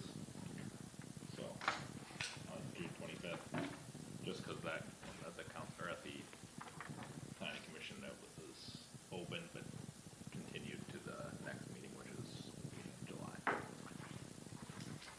Other than that, we have our thing tomorrow, which is 8 8 to 10 Chanhassen, and then we move on to New Hope until noon, and we come back here for working lunch, and we'll be joined by the architects and the construction manager as agent to discuss what you saw, get your feedback in order to help refine their work towards schematic design. Perfect. And then reminder that the county fair is going until Saturday, unless it's not. I think they were rained out tonight again for the second year in a row. Sad. On July 9th, council had asked that I request Kevin Anderson, our county commissioner, to come. He will be here on July 9th to respond to any of your questions. That's all I have. Perfect. All right. And with that, anything else? I was wondering if at some point we could bring back to, as an item, more discussion on the municipal center. Now that the funding, the bonding has fell through, I think we should have another discussion on what that looks like going forward. That's absolutely what we're talking about tomorrow. If you're talking like funding, I can give an update right now. So with the loss of the state funding, there's still $20.6 million in federal funding that's available. The $2 million that is congressionally directed spending, I let the mayor know on Friday. We received notice from Senator Klobuchar's office that it's looking very positive. It made it through a second committee to the point that they asked for his phone number to notify him when we get the funding. And then the additional funding that's under the community project funds, that is in committees and continuing to progress. So that's $18.6 million. I haven't heard any feedback on that. As we're going forward, Northland is on the agenda to come and talk about what that would look like. But if you're asking specifically for an update in terms of how we look at the municipal center, one of the challenges that we have is the scope of the project right now is not to exceed $50 million, but we need schematic design and then dialing in the schematic design in order to have an understanding of the scope on what the funding strategy is. So we need the information, which is why we're doing the visits and working with the architect to understand what is being asked in order to tell you how much it would cost. So right now, we haven't defined the schematic design scope, so we can't tell you how much it would cost beyond what we've said not to exceed $50 million. And so, moving parts in different directions. so we need more data in order for me to answer that question, and it's projected on the schedule as we move forward to refine that data to bring that information to you. Okay. Thank you. Do we have a date when we expect to talk about the e-bike discussion we had last time? I had it there like next to never. No, I was kidding. We should get that added at some point. Yes, so e-bike discussion, we can, It is on our, I know it is on our radar after the previous council meeting. I spoke to the city attorney about it briefly after the last meeting last week, so. Wonderful. Thank you. Okay, and with that, I will entertain a motion to adjourn. Could I, Oh, could I sorry. just one thing? I just Did you entertained want to it. mention anything about the critical incident that, no, okay, all right. Now I'll entertain a motion to adjourn. So moved. Second. All those in favor say aye. Aye. You're adjourned.